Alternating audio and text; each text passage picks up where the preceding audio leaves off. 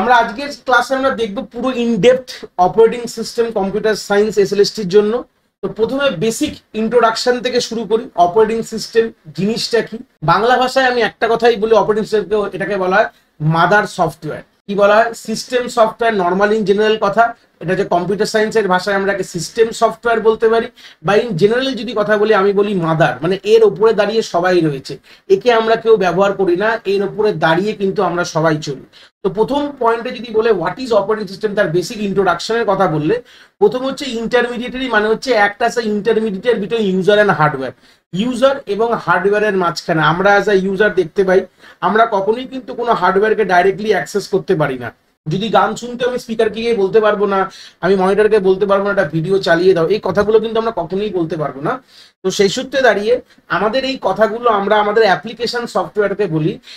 Application software কার মধ্যে থাকে? থাকে হচ্ছে আমাদের অপারেটিং সিস্টেমের মধ্যে। তো অপারেটিং সিস্টেমকে কে বলে? অ্যাপ্লিকেশন সফটওয়্যার বলে। সেই সূত্রে যে আমাদের অপারেটিং সিস্টেম, সে কিন্তু সেই হার্ডওয়্যারটাকে বলে। কিভাবে বলে, কি বৃত্তান্ত, এগুলো যত এগাবো তত ক্লিয়ার হবে।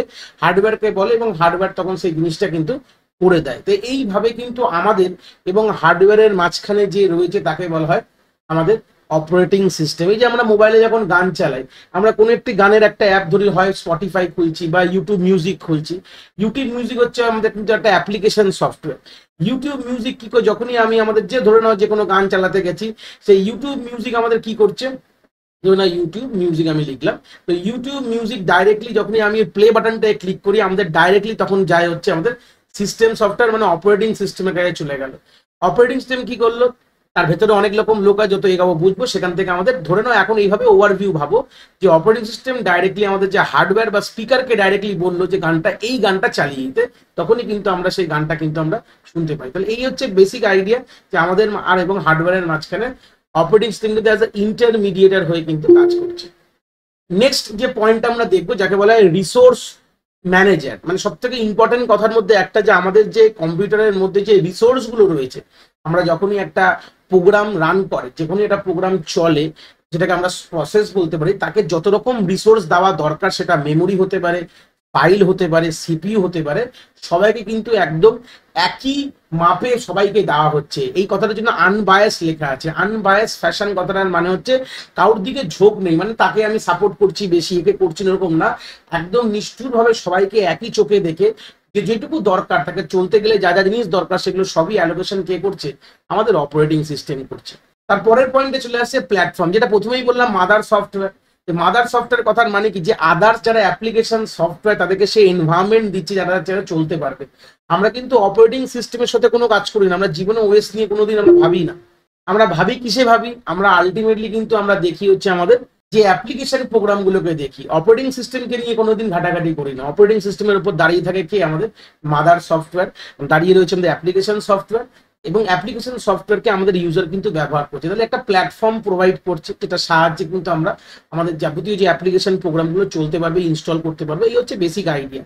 4 নম্বর পয়েন্টে আমরা মোটামুটি একটা অপারেটিং সিস্টেম একটা ভিউ একটা রেখেছি, কত ধরনের ওএস হতে পারে, তো সেগুলো একটা নাম জানা খুব দরকার যখন পড়াশোনা করছি। যখন যেরকম আমাদের প্রথম উইন্ডোজ রয়েছে, এই আমাদের উবুন্টু রয়েছে, ম্যাক রয়েছে, উইন্ডোজ রয়েছে, অ্যান্ড্রয়েড রয়েছে, আইওএস রয়েছে, লিনাক্স রয়েছে, টাইজেন রয়েছে, ডিভেন রয়েছে, ক্রোমের এখন নতুন বেরিয়েছে আমাদের ক্রোম ওএস বলা হয়, ক্রোম বুকে আমরা ব্যবহার করি। যে কোনো কোম্পানি নিজস্ব অপারেটিং সিস্টেম বার করে দিচ্ছে, তো এতগুলো মোটামুটি এখন মার্কেটে চল বলতে পারি, আমাদের এতগুলো অপারেটিং সিস্টেম রয়েছে। তো সেই সূত্রে দাঁড়িয়ে আমাদের এই উবুন্টু বা এই লিনাক্সেরই অনেক ভার্সন হচ্ছে, Ubuntu, Fedora, Red Hat, Kali Linux, এরকম অনেক রকম আরো আছে মার্কেটে। বাট মোটামুটি এগুলো প্রচলিত আমাদের কিছু অপারেটিং সিস্টেম, যেগুলোকে আমরা মোটামুটি নিয়ে পড়াশোনা করি বা ভাবি এটাকে নিয়ে। তো নেক্সট পয়েন্টে চলে আসলাম, প্রাইমারি গোলটা কি? মেন আমরা যে ব্যবহার করছি আমাদের অপারেটিং সিস্টেমে, তার মেন কাজ কি?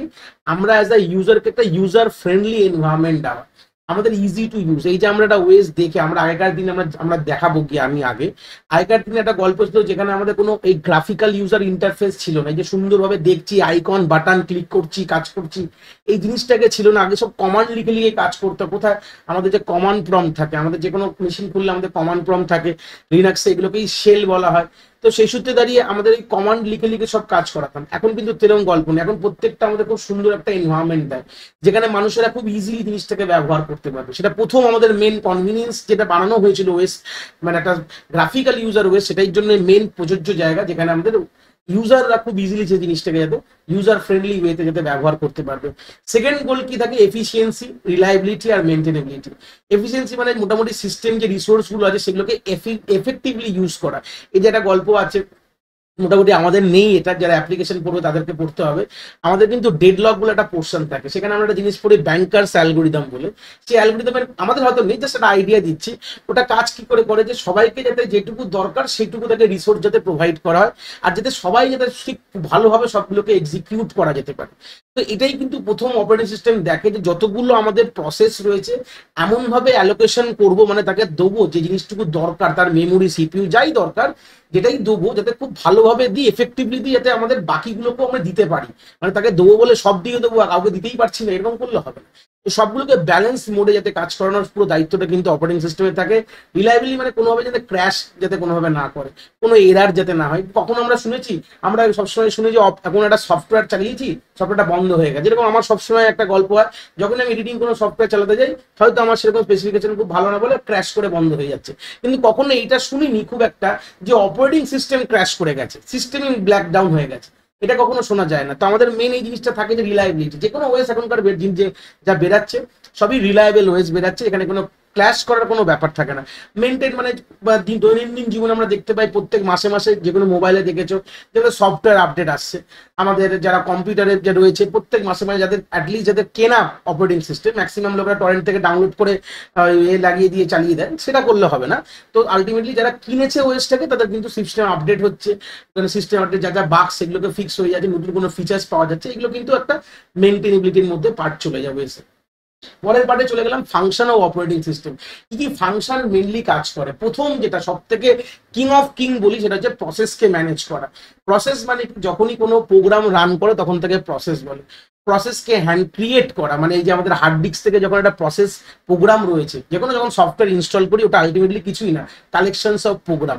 ওটা যখন আমাদের রান করি, রান করানোর জন্য ওটা ক্রিয়েট করা, একটা প্রসেস তৈরি করা। কিভাবে প্রসেস তৈরি করি আমরা আগে গিয়ে দেখবো, কি করে অ্যাকচুয়ালি ওএস প্রসেসকে তৈরি করে। এই পার্টগুলো হয়তো ডাইরেক্টলি আমাদের সিলেবাসে লেখা নেই, বাট প্রশ্ন কিন্তু এখান থেকে এসছে 2016 সালে।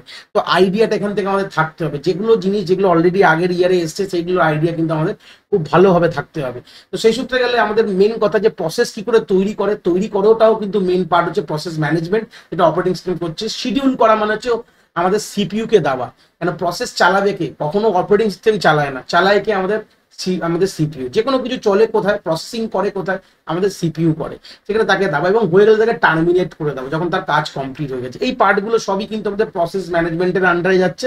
বাট আমাদের ডাইরেক্টলি এগুলোর আইডিয়া নিচ্ছি আমরা, আমাদের প্রসেস ম্যানেজমেন্টের যে বেসিক আইডিয়াগুলো আমরা আগেও নেবো। এর পরের পার্টে চলে গেলাম মেমোরি ম্যানেজমেন্ট, যে আমাদের র্যাম, আমাদের যে হার্ড ডিস্কটা হয়তো আমাদের ডিস্ক ম্যানেজমেন্টে চলে যায়। যদি গ্লোবাল কথা বলি, যে কোনো মেমোরি এবং ডিস্ক দুটোই কিন্তু আমাদের অপারেটিং সিস্টেম ম্যানেজ করছে। পেজিং করা হচ্ছে, সেগমেন্টেশন করা হচ্ছে, ভার্চুয়াল মেমোরি রয়েছে। এই পার্টগুলো কিন্তু আমরা দেখবো হচ্ছে আবার আর্কিটেকচার পার্টে দেখবো, আমাদের অপারেটিং সিস্টেমে নেই, বাট যারা কম্পিউটার অ্যাপ্লিকেশন থেকে দেখছে তাদের এটা রয়েছে এই জিনিসটা। বাট ইন জেনারেল যখন আর্কিটেকচার পড়বো আমরা এগুলো সবই পড়বো। ভার্চুয়াল মেমোরি কি জিনিস, পেজিং কি জিনিস, পেজ ফল্ট কি জিনিস, এবং আমরা আমাদের যে পেজ রিপ্লেসমেন্ট অ্যালগোরিদম, এগুলো পুরোটাই কিন্তু আমাদের আর্কিটেকচার পোর্শনে কম্পিউটার সায়েন্স এসএলএসটি-তে রয়েছে। সেটা আমরা ওখানে গিয়ে দেখবো, হয়তো অপারেটিং সিস্টেমে দেখবো না, বাট ওখানে গিয়ে দেখবো।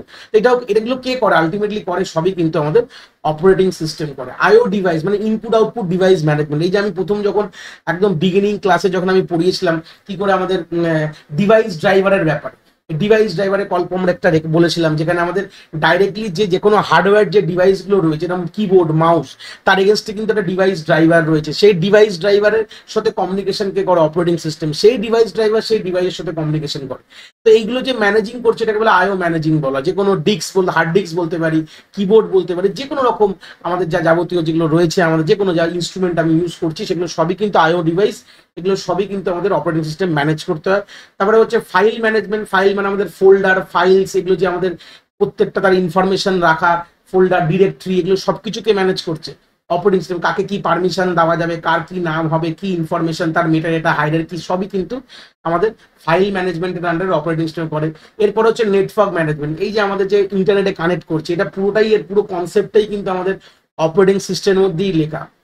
সবকিছু জিনিস A to Z, যে কোনো নেটওয়ার্কের প্রোটোকল, তার ফাংশন, কিভাবে তারা এস্টাবলিশ করবে ক্রাইটেরিয়া। আমরা যখনই ওই কন্ট্রোল প্যানেলে গেলে দেখবে ওখানে একটা নেটওয়ার্ক সেকশন থাকে, সেখানে সবকিছু ইন ডেপথ ওখানে রাখা থাকে, সব বলা যায় কিভাবে থাকবে, এগুলো সবই কিন্তু আমাদের অপারেটিং সিস্টেমের কাজ। এবং লাস্ট যেটা ফোরমোস্ট হচ্ছে সিকিউরিটি অ্যান্ড প্রোটেকশন। অবভিয়াসলি আমরা যখন ওএস যখন ইনস্টল করি, আমাদের পাসওয়ার্ড রয়েছে, আমাদের মোবাইলে আমরা বায়োমেট্রিক লক রয়েছে, ফেস লক রয়েছে, নর্মাল পাসওয়ার্ড দেওয়া যায়, এতগুলো রকমভাবে আমাদের সিকিউরিটি নিয়ে আসছে। এনক্রিপশন করা, আমাদের ফায়ারওয়াল রয়েছে, প্রোটেকশন করছে। যে কোনো জায়গায় আমাদের ওএস এর একটা বাই ডিফল্ট নেচার হচ্ছে ফায়ারওয়াল, বাইরে থেকে কোনো ভাইরাস যাতে না ঢোকে। তো এই কাজগুলো কারা করছে? আমাদের অপারেটিং সিস্টেমের কিন্তু একটা ইম্পর্টেন্ট কাজের মধ্যে একটা ইম্পর্টেন্ট কাজ। এবার আমরা চলে আসলাম যে ওএস এর মধ্যে কারা কারা মেন হিট কম্পোনেন্ট রয়েছে। হিট কম্পোনেন্ট কথার মানে কি, যে কারা কারা এই যে কাজগুলো আমি বললাম, এই যে কাজগুলো কারা কারা আলটিমেটলি করছে, তাদের মধ্যে কে রয়েছে, কি বৃত্তান্ত, এবার তাদের ব্যাপারে একটুখানি আমরা কথা বলবো। প্রথম হচ্ছে আমাদের কার্নালের কথা বলি। একে আমি বলে দিই যে ক্যাপ্টেন। যদি আমাদের অপারেটিং সিস্টেম যদি একটা টিম থাকে, যদি ভারতবর্ষ ইন্ডিয়া একটা টিম দিল, তাদের ক্যাপ্টেন এখনকার দিনে যে রয়েছে বিরাট কোহলি কি রোহিত শর্মা, যেই রয়েছে ক্যাপ্টেন, তো সেই সূত্রে দাঁড়িয়ে সেটা একটা আইডিয়া রয়ে যাচ্ছে যে আমাদের এখানকার যে ক্যাপ্টেন যদি বলি, এটা হচ্ছে ও কার্নালকে। কার্নাল হচ্ছে মেন কম্পোনেন্ট, যে মেজর আমাদের হার্ডওয়্যারের সাথে কমিউনিকেশন করে। মানে অপারেটিং সিস্টেম যদি একটা টিম হয়, এ কিন্তু নিজে কিছু না, একটা সফটওয়্যারের নাম, এর মধ্যে অনেক লোক রয়েছে। লোক হিসাবে বলছি আমি, সে লোকগুলো তাদের ইন্ডিভিজুয়াল দায়িত্ব। যেরকম আমি কথা বলছি যে বুমরার কাজ হচ্ছে শুধু বল করা, বুমরাকে কখনো কিন্তু ওপেনিং করাতে আমরা রাখি না। আমাদের ঋষভ পান্তের কাজ হচ্ছে উইকেট কিপিং করা, ভালো কথা। রোহিত শর্মার কাজ হচ্ছে ব্যাটিং করা। তো সবার কিন্তু কাজ যেরকম ইন্ডিয়ান টিমে যেরকম ফিক্স রয়েছে, সেরকম কিন্তু আমাদের অপারেটিং সিস্টেমের প্রত্যেকটি লোকের একটা নির্দিষ্ট জব ক্রাইটেরিয়া আছে, সেই কাজটুকুই সবসময় করে প্রত্যেকটা লোকের। তো সেই সূত্রে গেলে আমাদের কার্নাল বলে যে ভদ্রলোকটি রয়েছে আমাদের অপারেটিং সিস্টেম টিমের মধ্যে, তার মেন কাজ কি, একদম কমিউনিকেশন করা হার্ডওয়্যার এবং সফটওয়্যার। যেরকম যখনই আমরা কোনো, এই যে আমি একটা এক্সাম্পল প্রথমেই দিলাম, এই যে আমাদের গান চালাবো, এই যে আমরা যে প্লে বাটনটায় যেই প্রেস করলাম, তখন কি হলো আমাদের, এবার গল্পটা আস্তে আস্তে কি হচ্ছে, আমাদের যে অ্যাপ্লিকেশন সফটওয়্যারটা ছিল, ধরে নাও ইউটিউব মিউজিক, ধরে নাও সেই ইউটিউব মিউজিক বললো অপারেটিং সিস্টেমকে জানালো। অপারেটিং সিস্টেম বলছি, যে কথাটা বলছি অপারেটিং সিস্টেমকে জানালো। তো অপারেটিং সিস্টেম কে? এ তো তার টিমের নাম, এর ভেতরে তো এরকম কোনো ব্যক্তি নেই, তো টিমের নাম হচ্ছে অপারেটিং সিস্টেম। এর ভেতরে কার্নালকে জানালো। কার্নালের দায়িত্ব কি, সে তার ডিভাইস ড্রাইভার, মানে স্পিকারের যে ডিভাইস ড্রাইভারের সঙ্গে কথা বলবে, বলে তারপরে গানটা চালাবে। এটা হচ্ছে পুরো অ্যাপ্রোপ্রিয়েট প্রসেস। এই প্রসেসে কিন্তু কাজটা হয়, ইন্টারনাল কাজ কিন্তু এইভাবে হয়। আমরা ডাইরেক্ট বলে দিই ওএস করে দেয়। ওএস কিভাবে করছি, ওএস কে, জিনিসটাকে, ব্যক্তিটাকে। ওএস বলে কোনো ব্যক্তি হয় না, ওএস পুরো জিনিসটার নাম হচ্ছে ওএস। ওএস এর মধ্যে এক একটা লোক রয়েছে যারা এই কাজগুলো করছে, লোক ভাবে ধরো বা এটার নাম ধরে বোঝো। সেকেন্ড পার্টে চলে আসলাম হচ্ছে প্রসেস ম্যানেজার। এই প্রসেস ম্যানেজমেন্টের মধ্যে তিনটে সাব ক্রাইটেরিয়া, এবং এর মধ্যে অনেক ক্রাইটেরিয়া আছে, যত এগাবো তত বুঝবো আমরা। প্রথম পয়েন্টে বলছে প্রসেস শিডিউলার। এরও তিনটে আমাদের নাম আছে, 3 রকম শিডিউলার আছে, long term, mid term, short term. যত আমরা এগাবো তত বুঝতে পারবো। তো এদের কাজ কি, প্রসেসকে এক্সিকিউশনে এদের দায়িত্ব দিয়ে দেওয়া হয়েছে। এবার এদের মধ্যেও ভাগ রয়েছে, এদের মধ্যে ভাগ তো আমরা পরে গিয়ে দেখবো। পরে হচ্ছে প্রসেস কন্ট্রোল ব্লক। মানে প্রসেস, যখনই কোনো একটা প্রসেস তৈরি হয়, তার যাবতীয় পুষ্টি, আমি বলি একদম বাংলা ভাষায় বলতে, যেরকম বাচ্চা জন্মালে যেরকম তার পুষ্টি লেখা হয়, যেরকম প্রসেস কন্ট্রোল ব্লকে প্রসেসের পুষ্টি লেখা হয়। কি পুষ্টিতে কি থাকে, যত এগোবো তত বুঝতে পারবো আমরা। তাও এটা বেসিক হিন্টে কি লেখা আছে, প্রসেস আইডি, প্রায়োরিটি, স্ট্যাটাস, এছাড়াও অনেক জিনিস থাকে, আগে এগেলে বুঝতে পারবো। নেক্সট হচ্ছে কনকারেন্সি কন্ট্রোল, যে মাঝে মাঝে হয় যে অনেক, এটা আমাদের সবসময় এই নর্মাল ওয়েসে হয় না, বাট এরকম অপারেটিং সিস্টেম হয় যেখানে আমাদের মাল্টিপল প্রসেস একই সাথে এক্সিকিউট করে, তো এগুলো কনকারেন্সি কন্ট্রোলের মধ্যে আমাদের চলে আসে। 3 নম্বর হচ্ছে মেমোরি ম্যানেজমেন্ট। তাহলে এটা একটা পার্ট রয়েছে, এর মধ্যে আমাদের অনেক রকম দায়িত্ববান লোকরা রয়েছে, পার্টিসিপেট করছে, কাজগুলো করছে। এর পুরো পার্টটার নাম বলা, এটা যেমন আমি এতে পড়াবো আর্কিটেকচারে, এমএমইউ বলা হয়, মেমোরি ম্যানেজমেন্ট ইউনিট টোটালটাকে বলা হয়। এর মধ্যে এই কাজটা মেনলি এমএমইউ কাজগুলো সব করে, বাট ইনডেপ যদি পার্টিকুলার লোকের যদি নাম জানা যায়, তাহলে ফিজিক্যাল মেমোরি ম্যানেজমেন্ট, যে র্যাম অ্যালোকেশনকে ম্যানেজ করছে, কিভাবে র্যাম, এই যে পেজিং করা, ফ্রেমিং করা, এগুলো সবই কিন্তু আমাদের এই ফিজিক্যাল মেমোরি ম্যানেজারের কাজ। ভার্চুয়াল মেমোরি ম্যানেজমেন্ট, এই যে আমাদের একটা যখন পেজকে যখন পাওয়া যায় না, তখন এই কনসেপ্টগুলো আমরা হয়তো আর্কিটেকচারে গিয়ে আরো দেখবো ইন ডেপথে, যে আমাদের হার্ড ডিস্ক থেকে আবার তুলে আনা, আবার র্যামে অ্যালোকেট করানো, খালি সেলে অ্যালোকেট করালে কোনো একটি ভর্তি সেল যদি থাকে তাহলে সেটাকে নিয়ে আমাদের হার্ড ডিস্কে পাঠিয়ে দেওয়া, সোয়াপিং, সোয়াপড, এই পুরো কনসেপ্টটা ভার্চুয়াল মেমোরির এই গল্পগুলো, পেজ রিপ্লেসমেন্ট করা, সেটা কিন্তু আমাদের ভার্চুয়াল মেমোরি ম্যানেজমেন্ট বা এদের যে ইউনিটটা রয়েছে সে কাজটা করছে। মেমোরি অ্যালোকেশন, কোনো ডিফারেন্ট প্রসেসকে কতটা মেমোরি দরকার, কতটা র্যাম দরকার, এই অ্যালোকেশনগুলো কিন্তু ব্যক্তিত্বভাবে কাজটা হচ্ছে। ফাইল ম্যানেজমেন্ট, যে কোনো ফাইল হ্যান্ডেলিং করা, সেখানে ফাইল তৈরি করা, ডিলিট করা, তাকে অ্যাক্সেস করা, তার ডিরেক্টরি ক্রিয়েশন করা, এগুলো সবই ফাইল হ্যান্ডলিং এর কাজ। ফাইল কন্ট্রোল ব্লক তার যে অ্যাট্রিবিউট, যখনই আমরা কোনো ফাইল যখন খুলি কখনো রাইট ক্লিক করে প্রপার্টিজ বলে একটা অপশন থাকে, ক্লিক করে দেখবে তার অ্যাট্রিবিউটস থাকে, কখন তৈরি হয়েছে, কত সাইজ, তার প্রায়োরিটি কি আছে, প্রায়োরিটি বলতে গেলে তার মানে রিড আর অনলি কি, রাইট অনলি, কে কি ব্যাপার বৃত্তান্ত পুরো যাবতীয় ইতিহাস কিন্তু এটাকে বলে অ্যাট্রিবিউট। তো এগুলোকেও ম্যানেজ করছে, এগুলোকেও তৈরি করতে হচ্ছে, কেউ তো তৈরি করছে, এইগুলো কিন্তু আমাদের অপারেটিং সিস্টেমই করছে। এই যে পার্টটা যেটা রয়েছে ফাইল কন্ট্রোল ব্লক, ওয়েস যেটা বলছি আমি, এর মধ্যে ফাইল কন্ট্রোল ব্লকের এই কাজটা, যখনই ফাইল তৈরি করে একজনের কাজ, ফাইল হ্যান্ডলিং হয়ে গেল, ফাইলের পুরো যাবতীয় যেটাকে বলে তার ইতিহাস পুরো ধরে রাখার দায়িত্ব হচ্ছে ফাইল কন্ট্রোল ব্লকের।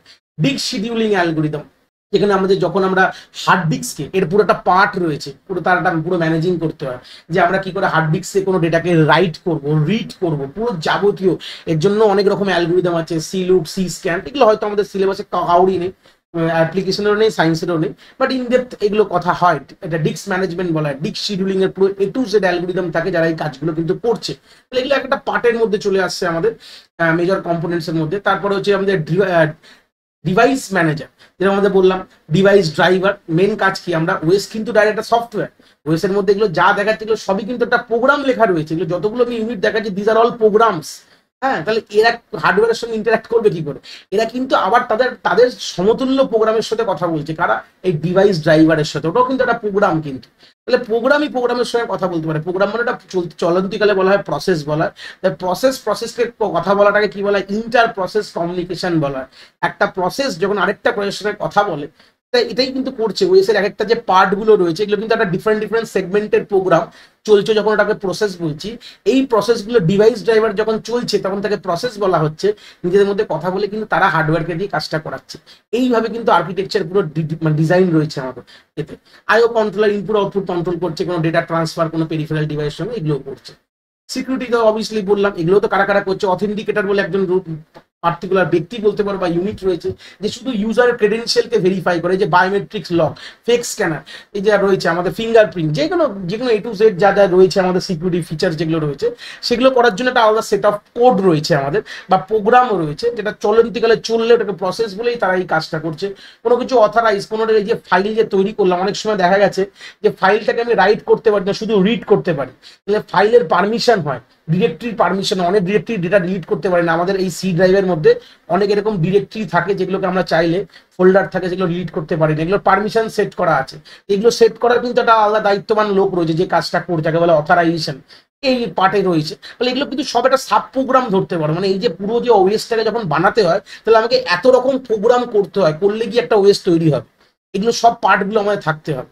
তারপর হচ্ছে এনক্রিপশন, তাহলে আমাদের অনেক সময় অনেক কিছু এনক্রিপ্টেড অবস্থায় রাখা হয়, যেরকম আমি নর্মাল কথা বলি, যখন আমরা কোনো প্রোগ্রাম করি, যেরকম আমরা সিতে যখন প্রোগ্রাম করি, সি এর প্রোগ্রাম করার পর যখন .exe ফাইলটা খুলি, আমরা খুললে বুঝতে পারি না এটা কিন্তু কনভার্ট হয়ে গেছে, লো লেভেলে কনভার্ট হয়ে গেছে। এরকম জাস্ট বোঝানোর জন্য বললাম, এরকম অনেক প্রশ্নে যেখানে আমাদের কোনো একটি ডেটাকে, যেটা আমরা দেখে বুঝতে পারবো না, আমরা যেটাকে এনক্রিপ্ট করে নিয়েছি, মানে এটা সাইফার টেক্সটে কনভার্ট হয়ে গেছে।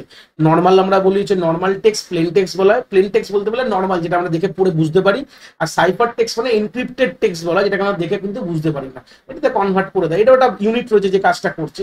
তারপরে তো আমাদের ইউজার ইন্টারফেস রয়েছে, এগুলো তো ভেতরকার মাল। এবার হচ্ছে বাইরের দিকে যখন নামবো, দু রকম জিনিস থাকবে, একটা হচ্ছে কমান্ড লাইন, যেটাকে আমরা কমান্ড প্রম্পট বলি, যেখানে টেক্সট ভাবে আমরা ইন্টারাকশন করি, আর একটা গ্রাফিক্যাল ইউজার ইন্টারফেস, যেটা আমরা চোখে দেখি, ইউজার ফ্রেন্ডলি ইন্টারাকশন করে ওয়েসের সাথে, ক্লিক করছি, লিখছি, যে আমরা এখন দেখছি যে ভিডিওটা তোমরা দেখছো, তো এই যে ব্যাপারটা। নেক্সট হচ্ছে নেটওয়ার্কিং এর কথা চলে, যেমন কিছু network protocol, rules for communication, যে ডিভাইসরা যে কমিউনিকেট করবে, যে একটা আমার এই যে মেশিন থেকে আজ তোমরা দেখছো যেটা, সেটা যে ইন্টারনেট ভায়ায় যাচ্ছে, এগুলো সবই কিন্তু আমাদের কিন্তু ওএসকে কন্ট্রোল করছে। সব প্রোটোকল, এই যে আমাদের ওএসআই যে রুট প্রোটোকল রয়েছে, টিসি প্রোটোকল রয়েছে, বা আদার্স যা যা প্রোটোকলস গুলো রয়েছে, সেগুলো সবই কিন্তু আমাদের ওএস এর মধ্যে ইমপ্লিমেন্ট করে দেওয়া রয়েছে। এবং আমাদের যে নেটওয়ার্ক ইন্টারফেস রয়েছে, যারা কানেকশন এস্টাবলিশ করছে কম্পিউটার এবং নেটওয়ার্ক, সবই কিন্তু আমাদের একটা ইউনিট, যারা কিন্তু এই কাজগুলো ইন্ডিভিজুয়াল কাজ কিন্তু এখানে তাদের পালন করে যায়। পরের পার্টে চলে আসলাম যে টাইপস অফ অপারেটিং সিস্টেম, যেটা তোমাদের কম্পিউটার সায়েন্স সিলেবাসে খুব ইম্পর্টেন্টলি দিয়েছে, যত রকম টাইপস আছে। একদম প্রথম যে আমাদের যে কম্পিউটারটা মানে ওএসটা আবিষ্কার হয়েছিল, তার নির্দিষ্ট একটা জব রোল ছিল, সবাই আমরা ব্যবহার করতাম না, তাকে বলা হয় ব্যাচ অপারেটিং সিস্টেম। ঠিক আছে, সেখানে নর্মালি কি হতো, এটা অনেক আগে আর্লি কম্পিউটারসে আমরা নন ইন্টারাক্টিভ সিস্টেম আমরা ব্যবহার করতাম, যেখানে কোনো মেশিন, কোনো আমাদের মনিটরই ছিল না। নর্মাল যে মেশিন আমরা নর্মাল সে কাজ করতাম, তখন আমরা সেখানে ব্যবহার করতাম। In early computer, users should not interact directly, user কিন্তু ইন্টারঅ্যাক্ট করতো না, তারা জব তৈরি করতো। তারা 3 ভাগে জব হতো, এক হচ্ছে তাদের প্রোগ্রাম, যেটা দিয়ে চালাবো প্রোগ্রাম, প্রোগ্রাম ছাড়া তো কোনোভাবে জব তৈরিই হবে না, যেটা চলবে, এবং তার কিছু ইনস্ট্রাকশন যাকে বলে কন্ট্রোল ইনফরমেশন বলা, যে কিভাবে চলবে কি না বৃত্তান্ত সেটা দিতে হয়। আরেকটা হচ্ছে ইনপুট ডেটা সেট, যেটার উপর প্রসেসিং করবো। প্রোগ্রাম তো কারোর উপর প্রসেস করে, ডেটার উপর প্রসেস করে দিতে হবে। তাহলে এখানে অনলি একটা জব একটা টাইমে কিন্তু আমাদের এক্সিকিউট হতো, এখানে কোনো মেমোরির কোনো গল্প ছিল না।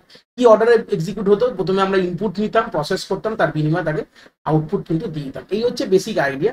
আর এটা নর্মালি যেটা আমরা ইনপুট আউটপুট ডিভাইস ছিল, যেটা ছিল, যেটা পাঞ্চ কার্ড ছিল, টেপ ড্রাইভ ছিল, তারা খুবই আমাদের স্লোলি কাজ করতো, এবং ম্যাক্সিমাম সময় কিন্তু আমাদের সিপিইউ কিন্তু আইডেলি বসে থাকতো।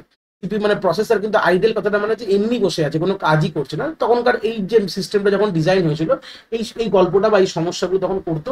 তো তাই কারণের জন্য এটাকে ঠিক করার জন্য আমাদের একটা গল্প চলে আসলো। কি গল্প আসলো, এরকম ভাবে আমাদের একটা আইডিয়া করা হলো যে আমাদের যে এই এক্সিকিউশনটা স্পিড আপ করতে হবে, মানে এই যে করছি, একটা ইনপুট দিচ্ছি, মানে একটা জব যাচ্ছে, সে কাজ করে বেরাচ্ছে, এটা না করে আমরা সিমিলার জবের একটা গ্রুপিং বানিয়ে দিলাম। ধরো না কেউ তখনকার দিনে ফোটন, কোবাল এগুলো খুব ব্যবহার করতো, ফোটানের ফুল হচ্ছে ফর্মুলা ট্রান্সলেটার, ঠিক আছে। তো এইগুলো এরকম ধরনের প্রোগ্রামিং ল্যাঙ্গুয়েজ দিয়ে আমাদের মানে জব ডিজাইন, মানে আমাদের প্রোগ্রাম তো করা হতো তখনকার দিনে। তো গল্পটা কি হলো, যে একই ধরনের কাজগুলোকে আমরা ব্যাচে ডিভাইড করতাম, ব্যাচ মানে গ্রুপসে ডিভাইড করে দিলাম। ধরে না এখানে এতগুলো ইউজার এসে তাদের নিজের জবকে একটা অপারেটরকে দিয়েছে, অপারেটরকে বলা হয় ব্যাচ মনিটর বলা হয়, ঠিক আছে। তো যখনই এই জবগুলো এই অপারেটরকে বা ব্যাচ মনিটরকে দেয়, এই অপারেটরের কাজ কি, এই অপারেটরের কাজ যে জবটাকে আমাদের যেরকম সিমিলার টাইপসে ডিভাইড করা, যেরকম সিমিলার, যেরকম ধরনের একই ধরনের কাজগুলোকে আমরা গ্রুপিং করলাম, this job are process together in a batch. এই যে ব্যাচে তৈরি করলাম, করে আমরা সিপিইউ কে দিই, এবার সেই কাজটা করে দিল, এবার তার বিনিময়ে যা রেজাল্ট হবে তারা নিয়ে চলে যাবে। তখনকার দিনে এইভাবেই কাজ করা হতো। এবার নর্মালি কিভাবে হতো, আমরা ডেক অফ পাঞ্চ কার্ড এইভাবে আমাদের জমা দেওয়া হতো, ব্যাচটা এইভাবেই হলো bundle based on their needs, মানে এইভাবে ব্যাচিং করা হতো, মানে এই জবগুলোকে একভাবে আমি চালাবো, এইগুলোকে একভাবে চালাবো, এইভাবে আমাদের গ্রুপ করে আমাদের কিন্তু জবগুলোকে দেওয়া হতো। তাহলে অপারেটরটা কি, এটা one kind of special program, তাকে বলে ব্যাচ মনিটরও বলা হয়। এটা লো লেভেল, এটা কোনো ব্যক্তি না, কিন্তু এটা একটা প্রোগ্রামই, কিন্তু লো লেভেল কিন্তু মেমোরিতে স্টোর করা থাকতো। এর কাজই ছিল শুধু ব্যাচিং করা, মানে সেপারেট করা, গ্রুপিং করা, ঠিক আছে। নেক্সট হচ্ছে স্পুলিং, কতটার মানে কি, নেক্সট পার্টে চলে আসলাম।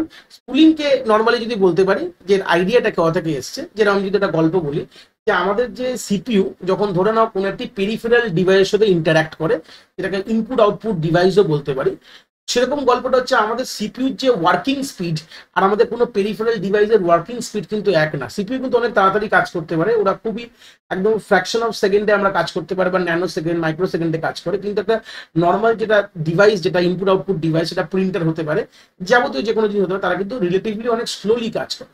তো যদি এরকম একটা স্পিড মিস ম্যাচ হয়, তাহলে গল্পটা কি হবে, সেই গল্পটাকেই আমরা এখানে বুঝবো। আমরা যেরকম সিম্পল যদি কথা বলি, যে আমাদের কোনো একটি জিনিস প্রিন্টিং এ দিয়ে পাঠিয়েছে, তো প্রিন্টারকে রেডি হতে সময় লাগবে। আমরা যে অর্ডারে, আমার যে সিপিইউ যে স্পিডে আমাদের জিনিসটাকে পাঠাবে ওর কাছে, ও কিন্তু সেই স্পিডে ধরতে পারবে না। না ধরতে পারলে কি হবে, তো কোনো একটা জায়গা থেকে ধরে রাখতে হবে যতক্ষণ তো রেডি না হচ্ছে। তাহলে স্পুলিং হচ্ছে এমন একটি প্রসেসের নাম, যেখানে কিন্তু আমরা ডেটাকে টেম্পোরারি আমাদের মেমোরিতে ধরে রাখি, হ্যাঁ, সেটা ভোলাটাইল স্টোরেজে আমরা ধরে রাখি যতক্ষণ তো সেই ডিভাইসটা রেডি না হচ্ছে।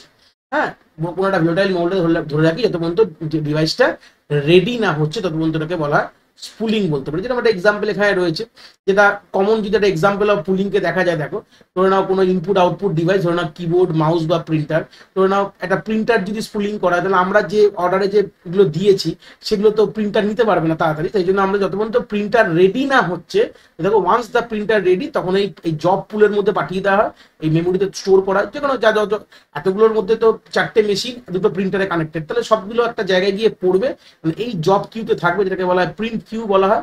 তো সেখান থেকে একটা করে প্রিন্টার নেবে, যখন সে রেডি হয়ে যাবে ফেচ করবে এবং সেটা প্রিন্ট করবে। এই যে কনসেপ্টটা, যে মেমোরিতে স্টোর করলাম, করে সেখান থেকে ফেচ করে এটা করছি, এটাকে ওয়ান কাইন্ড অফ বলা হয় স্পুলিং বলা হয়। এই হচ্ছে বেসিক আইডিয়া, ঠিক আছে। নেক্সট আমরা চলে গেলাম যে next type of operating system, যাকে বলা হয় মাল্টি প্রোগ্রামিং অপারেটিং সিস্টেম। তাহলে মাল্টি প্রোগ্রামিং অপারেটিং সিস্টেম কথা মানে কি, মাল্টিপল প্রোগ্রাম কিন্তু চলতে পারে। তাহলে মাল্টিপল জবস মানে several job in memories simultaneously allow more efficient utilization of CPU. তাহলে আমাদের কি হবে, এখন আগে গল্পতে কি ছিল, আমাদের এক একটা মেমোরি এক একটা সিপিইউতে এক একটা জবকে পাঠাতাম, মানে একটা সিপিইউ বলতে গেলে একটা সিপিইউতে এক একটা জব যেত, সে কাজ করে বেরাতো। বাট এখানে গল্পটা কি হয়ে গেলো, এখানে সেভারেল জব, অনেকগুলো জব কিন্তু সাইমালটেনিয়াসলি আমাদের র্যামে মধ্যে আমরা স্টোর করি, সেখান থেকে এক একটা করে সিপিইউকে পাঠাই, এবার সিপিইউ কাজ করে তাদের দিয়ে দেয়। তাতে কি হবে, আমরা কিন্তু প্রথমেই কিন্তু অনেকগুলো জবকে নিয়ে চলে আসছি আমাদের র্যামের মধ্যে, জব মানে প্রসেসকে কথা বলছি। তাহলে এবার সেখান থেকে সিপিইউ যাবে, সিপিইউ এক্সিকিউট করবে, আবার সেটা রিটার্ন ব্যাক করে দেবে। তো সেই অর্ডারে যখন আমাদের কাজটা আমরা করি, তাহলে কিন্তু আমাদের সিপিইউ ইউটিলাইজেশনটা অনেকটা বেড়ে যায়। মানে আমরা একটা কাজ শেষ হবে, তারপর একটা লোক ঢুকবে, তারপর একটা কাজ হবে, তাতে তো অনেকটা দেরি হয়ে যাবে না, সেই লোকটা ঢুকতে একটা সময় লাগাবে। তো তা না করে যদি আমরা সবাইকে টেনে এনে একটা জায়গায় বসিয়ে রাখি, একজন বেরোলে একজন ঢুকলো, এরকম গল্প, জাস্ট খুব ফ্র্যাকশন অফ সেকেন্ডের মধ্যে কাজটা চলবে, তাহলে আমাদের সিপিইউটাকে মানে আইডিয়াল বসে থাকবে না, খুব ভালোভাবে ইউটিলাইজড হবে। নেক্সট ওই জব এক্সিকিউশন কি বলছে, এখান থেকে কি হয় এক্সিকিউট করে, তো সিপিইউ তখন থেকে ওএস কি করবে, যে কোনো একটাকে এখানে তুলবে, তুলে সে তো সেই সূত্রে দাঁড়িয়ে আমাদের জব এক্সিকিউশন, তাহলে এখান থেকে কি হবে, ওএস যে জব কিউ থেকে যেটা আমাদের মেইন মেমোরি থেকে একটা করে ডেটা তুলে সেটা সিপিইউর কাছে পাঠাবে পরবর্তীকালে এটাকে এক্সিকিউট করার জন্য। নেক্সট হচ্ছে আমাদের ওয়েটিং জব। এবার গল্পটা অনেক সময় এরকম দেখা গেছে যে কোনো জব যার টাস্ক হয়নি বা তারা ওয়েট করছে কোনো আইও অপারেশনে, সে ঘুরে এসে আবার সেই আমাদের মেইন মেমোরিতে বসে থাকবে। তাহলে এরকম আমাদের গল্পটা আমরা এইভাবে ম্যানেজ করে সেই জিনিসটাকে কিন্তু আমরা ইউটিলাইজ করতে পারি। তো এই হচ্ছে বেসিক কিছু আইডিয়াস বলতে পারি, যেখান থেকে আমরা মাল্টি প্রোগ্রামিং অপারেটিং সিস্টেম এইভাবে কাজ করে। নন মাল্টি প্রোগ্রামিং এ কি হয়, যেটা আমাদের সিপিইউ যখন আমাদের একটা জব হয়ে যায় বা কোনো একটা জব ওয়েট করছে, তো সেই সূত্রে গেলে কিন্তু তাকে কিন্তু আইডিয়ালি ওয়েট করতে হচ্ছে। তার মানে এটা গল্পটাকে আমি একটা এক্সাম্পল দিয়ে বুঝলে আরো ক্লিয়ার হবে। ধরে নাও আমি কথা বললাম, জব এ কে ওএস সিলেক্ট করলো, যেকে সিপিইউ কে পাঠাবে, ভালো কথা। এবার সিপিইউ সেই জায়গায় দাঁড়িয়ে ওটাকে এক্সিকিউট করলো। এবার কোনো কারণে সে আইও দরকার ছিল বা ইনপুট আউটপুট প্রসেস দরকার ছিল বলে তাকে সিপিইউ বার করে দিয়েছে। আর বার করে দেওয়া মানে সে তো আর সিপিইউর সঙ্গে কোনো গল্প নেই, তো সে নর্মালি ওয়েট করছে আইওটাকে, আইও মানে কোনো একটি ইনপুট আউটপুট অপারেশন সে করতে চাইছে, তা সে ওয়েট করছে আবার। কিন্তু যদি এটা মাল্টি প্রোগ্রামিং হয়, তাহলে পরবর্তীকালে তার কিন্তু নেক্সট জবটা কিন্তু সিপিইউ কে পেয়ে যাবে। হ্যাঁ, সিপিইউ কিন্তু ওয়েট করবে না, মানে সিপিইউ আইডেল বসে থাকবে না, সঙ্গে সঙ্গে দেখো মাল্টি প্রোগ্রামিং এ ওএস কি করবে, সুইচ করে দেবে আনাদার জব, মানে অন্য একটি জবকে সিপিইউ পাঠিয়ে দেবে। যদি এটা নন মাল্টি প্রোগ্রামিং হতো, তাহলে কিন্তু সিপিইউ ওয়েট করতে হবে, যত পর্যন্ত এর কাজ আইওর সাথে না হবে তত পর্যন্ত এখানে আসবে না, তত পর্যন্ত আমি ওয়েট করে বসে আছি, ওয়েট করেছি। তো এই জিনিসটা কিন্তু আমাদের মাল্টি প্রোগ্রামিং এ হয় না, যেটা নন মাল্টি প্রোগ্রামিং এর জায়গায় কিন্তু হতো। সেই সূত্রে দাঁড়িয়ে এটা কথা মাথায় রাখতে হবে যে এইভাবে জিনিসটাকে ডিজাইন করা রয়েছে, যেখানে আমাদের একটা কাজ যদি আমাদের সিপিইউ কাছে কাজ করছে তো ভালো কথা, আর যদি না হয় সিপিইউ থেকে ছেড়ে বেরিয়ে যায়, তাহলে আবার নতুন প্রসেসকে কিন্তু সিপিইউ কে পাঠিয়ে দেওয়া হবে। এইভাবে কিন্তু মোটামুটি আমরা আলটিমেটলি যে এফিশিয়েন্ট ইউটিলাইজেশন অফ সিপিইউ কে আমরা করতে পারবো, এবং সিপিইউ কখনো আইডেল বসে থাকবে না, মানে খালি বসে কখনোই থাকবে না। ঠিক আছে, এই হচ্ছে বেসিক আইডিয়া। তার কিছু অ্যাডভান্টেজ আছে, যে হাই সিপিইউ ইউটিলাইজেশন হচ্ছে। অবভিয়াসলি এখানে অনেকটা বোঝা যাচ্ছে যে এখানে কোনোভাবেই কোনো প্রসেস যখনই বেরিয়ে যাচ্ছে তখন কিন্তু খালি বসছে না, এই জন্য একটা হাই সিপিইউ ইউটিলাইজেশন হচ্ছে। ওয়েটিং টাইম অনেক কমে যাচ্ছে, মাল্টিপল টাস্ককে হ্যান্ডেল করছে, এবং সিপিইউ টাইমটাও শেয়ার হয়ে যাচ্ছে। মানে একজন যখন বেরিয়ে গেল, তার তখন দরকার নেই, সে কত পরে ঘুরে আসবে, তো সেই সময়টাও বসে থাকবে না, অন্য প্রসেস চলে আসবে। এই জন্য সেই হিসেবে কি হবে, আমাদের সিপিইউ টাইমটাও শেয়ার হয়ে যাচ্ছে। ডিসঅ্যাডভান্টেজ কি হচ্ছে, কমপ্লেক্স শিডিউলিং। এই যে শিডিউলিং, একজন বেরাবে একজন ঢুকবে, এই জন্য তার কোড লিখতে হয় না, এমনি তো হবে না, ওটা ম্যাজিক তো না। তো এই যে কোড লেখাটা কিন্তু অনেকটা ডিফিকাল্ট হয়ে যায় সেটা প্রোগ্রাম করার জন্য, এবং মেমোরি ম্যানেজমেন্টটা অনেকটা কমপ্লেক্স হয়ে যায়। তাহলে কিছু জিনিস ভালো হলে তার তো কিছু জিনিস খারাপ থাকবে। এই হচ্ছে বেসিক আইডিয়া। পরের পার্টে চলে গেলাম, যাকে বলা হয় মাল্টি টাস্কিং অপারেটিং সিস্টেম বা টাইম শেয়ারিং অপারেটিং সিস্টেম বলতে পারো, বা এটাকে মাল্টি প্রোগ্রামিং উইথ রাউন্ড রবিনও বলা হয়, বা এটাকে ফেয়ার শেয়ারও বলতে পারি। তাহলে আমাদের এই এতগুলো নাম মোটামুটি। তো আলটিমেটলি মাল্টি টাস্কিং, যেটা আমরা আমাদের যে উইন্ডোজকে দেখি, এটাকে বলা হয় মাল্টি টাস্কিং। যে আমরা যদি মাল্টিপল, ধরে নাও পড়াতে যদি আমি কোনোভাবে কোনো ওয়ার্ড ডকুমেন্ট টাইপ করছি, ধরে নাও এটাকে যদি আমি স্প্লিট স্ক্রিনে যদি আমি কোনোভাবে রাখি, তাহলে এই যে কনসেপ্টটা যে করলাম, দুটো প্রসেসকে অ্যাট আ টাইম চালাচ্ছি, এই যে আমাদের দেখতে পাচ্ছি যে মাল্টিপল প্রসেস একসাথে চলছে আমাদের র্যামের মধ্যে। মানে যখন আমরা মোবাইলে দেখি যে আমরা ফেসবুক করতে করতে হোয়াটসঅ্যাপ করছি, বা গান শুনতে করতে হোয়াটসঅ্যাপ করছি, এই যে জিনিসটা করছি, আবার ঘুরে আবার গানটা চলছে, এই যে মাল্টিপল যে প্রসেস যখন চলে তখন বলে মাল্টি টাস্কিং বলা হয়। এখানে টাইম শেয়ারিং কনসেপ্ট চলে আসে। তো আমরা সিম্পল বলি, time sharing is extension of a multi programming. মানে মাল্টি প্রোগ্রামিং যে কনসেপ্টটা পড়ে এসেছি, যেখানে আমাদের র্যামের মধ্যে মাল্টিপল প্রসেসকে নিয়ে এসে রাখা হতো, এখানেও সেম জিনিসটা করে, বাট এখানে প্রসেস কি ওরকম না যে কাজ শেষ হলে অন্য কাজ পাবে। এখানে টাইম কোয়ান্টাম দেওয়া হয় যে তুমি এতটা কাজ করবে, তারপর তাকে আবার ঘুরিয়ে তোমাকে অন্য লোককে কাজ দেবো। যেটা মাল্টিপল ইউজার কিন্তু সেম টাইমে যাতে অ্যাটলিস্ট সিপিইউ কে অ্যাক্সেস করতে পারে, তাহলে সিপিইউ কন্টিনিউয়াসলি জবের মধ্যে কিন্তু সুইচ করতে পারে, যেটা আমরা ইলিউশন পাই যে আমরা সব কাজ একসাথে করছি।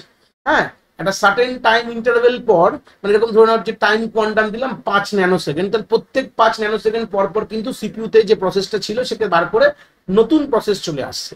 এইভাবে কিন্তু একটা ইলিউশন তৈরি করছে। এটাকেই বলে আমাদের মাল্টিটাস্কিং। যেরকম এক্সাম্পল বলছে, you can play music, edit a word document and browse in Chrome in at once. মানে এতগুলো কাজ আমরা একসাথে করতে পারি। একটা গানও শুনছি, আমরা ওয়ার্ড ডকুমেন্টও চড়ছি, যেটা এক্ষুনি বললাম, মানে পড়াতে পড়াতে আমি ওয়ার্ড ডকুমেন্ট খুলে কাজ করছি। তো এরকম ধরনের যে কনসেপ্টটাকে আমরা যখন ভাবি, এটাতে ইলিউশন তৈরি করে যে আমরা এতগুলো কাজ একসাথে করছি কিন্তু একটাই, বাট এখানে কিভাবে হচ্ছে টাইম শেয়ারিং অ্যাপ্রোচে যে কন্টিনিউয়াসলি সুইচিং চলছে। এই হচ্ছে বেসিক আইডিয়া। এটা আমরা করি কিভাবে, আমাদের কনটেক্সট সুইচিং আমাদের পরবর্তীকালে দেখবো ইন ডেপথে। এটা আমাদের এই কনটেক্সট সুইচিং কনসেপ্টটার জন্যই কিন্তু আমাদের এই ইলিউশনটা আসে। আমরা প্যারালালি অনেকগুলো কাজকে করছি। অ্যাকচুয়ালি প্যারালাল কখনো করতে পারি না কেন, আমাদের সিপিইউ তো একটা, প্যারালাল প্রসেসিং হবে কি করে? হয় যদি প্যারালাল, মানে আমাদের যদি প্রসেসর যদি অনেকগুলো, তাহলে প্যারালাল প্রসেসিং করা যেত, কিন্তু এখানে যেহেতু আমাদের একটাই সিপিইউ, সেক্ষেত্রে আমাদের প্যারালাল প্রসেসিং কোনো জায়গা নেই। তাহলে মাল্টি প্রোগ্রামিং, মাল্টিপল প্রোগ্রাম একসাথে রান করে টাইম শেয়ারিং, মানে র্যাপিড সুইচিং কিন্তু এদের মধ্যে হয়। এই হচ্ছে বেসিক আইডিয়া মাল্টিটাস্কিং এর। এরপর হচ্ছে মাল্টি প্রসেসিং অপারেটিং সিস্টেম, যেটা কিনা টাইটলি কাপল। এবার প্রসেসর অনেকগুলো হয়ে গেল। হ্যাঁ, এবার দেখো আমরা এতক্ষণ যা পড়লাম সেখানে প্রসেসর একটা ছিল, এখন দেখো এখানে অনেকগুলো প্রসেসর হয়ে গেছে। যখনই অনেকগুলো প্রসেসর হয়, এরকম কোনো সিস্টেম তৈরি হয়, এগুলো সিস্টেমকে বলা হয় সুপার কম্পিউটার বলি। এগুলোকে আমরা মানে হাই লেভেল কম্পিউটার বলা হয়। তো সেই সূত্রে হাই লেভেল যখন আমরা মাল্টিপল প্রসেসর যখন চলে আসে, যখন এরকম ভাবে কোনো একটা সিস্টেমকে তৈরি করি, করতেই পারে, কোনো অসুবিধা নেই। যেখানে একটা প্রসেসর লাগাচ্ছি, একটা মাদারবোর্ড লাগাচ্ছি, আমরা যদি এরকম 4টে মাদারবোর্ড লাগিয়ে 4টে প্রসেসরকে একসঙ্গে কানেক্ট করে দিতাম, এবং সে কানেকশন করার জন্য আবার মাঝখানে আবার ইন্টার কানেকশন নেটওয়ার্ক পড়াশোনা করতে হয়, এটা আর্কিটেকচার আমাদের পড়ি আমরা।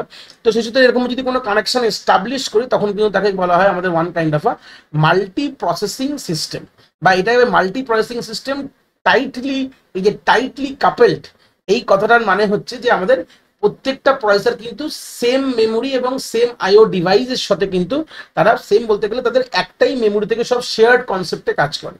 তো এখানে কি হয়, এখানে মোর দ্যান ওয়ান সিপিইউ, যেটা বললাম মাল্টিপল সিপিইউরা কানেক্টেড রয়েছে বাই সাম ইন্টারফেস, বা আমাদের কোনো ইন্টারফেস কানেকশন দেখতে পাচ্ছি ক্রসবার সুইচ দিয়ে, কোনো একটি এরকম ইন্টারফেস কানেকশন রয়েছে, যেটার সাহায্যে ইন্টারফেস কানেকশন হয়েছে। আর এখানে মাল্টিপল প্রসেস কিন্তু একই সাথে কিন্তু সিপিইউতে চলতে পারে, যেটাকে আমরা ট্রু প্যারালাল এক্সিকিউশন বলতে পারি। কিন্তু আমাদের অসুবিধা নেই, মাল্টিপল প্রসেসর, কোনো একটা জব 1কে এখানে দিলাম, জব 2 এখানে দিলাম, জব 3 দিলাম, এটা জব 4 দিলাম। তো সেই সূত্রে গেলে ইন্ডিভিজুয়াল জব একটা প্রসেসরকে আমি দিয়ে দিলাম, সে কাজ করতে থাকলো। তাহলে এরা আলটিমেটলি যে যদি কোনো কমপ্লেক্স কোনো কাজ হয়, তখন এটাকে ভেঙে নিয়ে, ডিভাইড অ্যান্ড কনকার অ্যাপ্রোচ, মানে ভেঙে নিয়ে এক একটা সিপিইউকে অ্যালট করে দেওয়া, সে সেই কাজটা করতে থাকবে। ঠিক আছে, কোথায় কমনলি ব্যবহার করে, আর্টিফিশিয়াল ইন্টেলিজেন্সে এক্সপার্ট সিস্টেম, ইমেজ প্রসেসিং এবং ওয়েদার ফোরকাস্টিং, এরকম সিস্টেম কিন্তু ব্যবহার করা হয়। ঠিক আছে, এখানে মাল্টি প্রসেসিং এর দরকার পড়ে, যেখানে আমাদের হাই প্রসেসিং ইউনিট দরকার। ঠিক আছে, নেক্সট পার্টে চলে গেলে আমাদের রিয়েল টাইম অপারেটিং সিস্টেম, যেগুলো আমাদের নর্মালি হসপিটালের আমরা যখন বিপি যখন আমাদের দেখি, আমরা যখন যে মনিটরটা দেখতে পাই, বা এরোপ্লেনে যখন এয়ার ট্রাফিক কন্ট্রোলার, বা আমাদের পেট্রোলিয়াম রিফাইনারিজ, বা যে কোনো রকম live stock market, defence system, যেসব ওয়েসগুলো আমরা ইউজ করি, তখন তাকে বলা হয় রিয়েল টাইম অপারেটিং সিস্টেম, যেটা হচ্ছে স্পেশাল অপারেটিং সিস্টেম, যার একটা ফিক্সড টাইম লিমিট রয়েছে। হ্যাঁ, মানে এখানে গল্পটা এরকম না যে একটু দেরি হলেও হবে, এখানে যা হবে টাইম লিমিট কিন্তু খুব ফিক্সড, এবং ওটা টাইটলি বাউন্ড বলতে পারি। টাইটলি বাউন্ড কেন এখানে কত টার্মটা ইউজ করলাম, কেন কি আমাদের একটু দেরি হয়ে গেলে হবে না, যা বলে আছে তার মধ্যেই থাকতে হবে। ঠিক আছে, যে task must finish on time or the system fail, মানে তোমাকে যেই কাজটা যেই সময়ের মধ্যে করা দরকার সেটাই করতে হবে, নাহলে কিন্তু সিস্টেম ফেল হয়ে যাবে। এখানে কিন্তু ফোকাস কার উপরে হচ্ছে, স্পিড এবং প্রেডিক্টিবিলিটি, not just how much work it can do, মানে কতটা তাড়াতাড়ি এবং কতটা প্রেডিক্টেবল কাজ করতে পারবে, তার উপরে কিন্তু এই সিস্টেমগুলোকে ফোকাস করা হয়, যেখানে একদম ডিলে কিন্তু অ্যালাউ হয় না। কিছু জায়গায় দুটো ভাগ দেখবো, যেটা পরবর্তীকালে যখন পরের জায়গায় যাবো দেখবো, যেটা কুইকলি এবং time response is critical. Example যেটা বললাম, পেট্রোল রিফাইনারিজ, যেটা airlines reservation system, air traffic control, live stock market, defence system, এইসব জায়গায় আমাদের এই রিয়েল টাইম অপারেটিং সিস্টেম কিন্তু ব্যবহার করা হয়। ঠিক আছে, তো একটা দুরকম হয়, একটাকে বলা হয় hard real time operating system, যেটা একটা বলা হয় soft real time operating system. যেরকম এক্সাম্পল, যেটা হার্ড রিয়েল টাইম মানে যেখানে এক্স্যাক্টলি যে টাইমটা বলেছে সেই টাইমের মধ্যেই করতে হবে, মানে এরকম ফিক্সড বাউন্ডেশন রয়েছে, না হলে কিন্তু আমাদের সিস্টেম ফেল করে যাবে। হ্যাঁ, যেখানে তোমার টাইমটা কিন্তু খুব ম্যাটার, যেখানে টাইমের রেসপন্স ইকুয়াল টু 0, যেখানে হাই টাইম সেন্সিটিভ কিন্তু গল্প থাকবে। যেরকম একটা এক্সাম্পল বলছি, air bag control system in car. যখন আমাদের কোনো অ্যাক্সিডেন্ট হবে তখনই তো এয়ার ব্যাগটা খুলবে, যদি আর 1 সেকেন্ড পরে খুললে তাহলে তো মানুষটা ছেড়ে মরেই গেল, তাহলে লাভটা কি হলো? তো এটাই হচ্ছে মেন, যেখানে টাইম বাউন্ডেশনটা একদম স্পেসিফিক। টাইম যদি একটুখানি 19 থেকে 20 হয়, যদি টাইম একটু দেরি হয়ে যায় তাহলেও কিন্তু আমাদের কাজটা হবে না, ফেলিওর হয়ে যাবে সিস্টেম।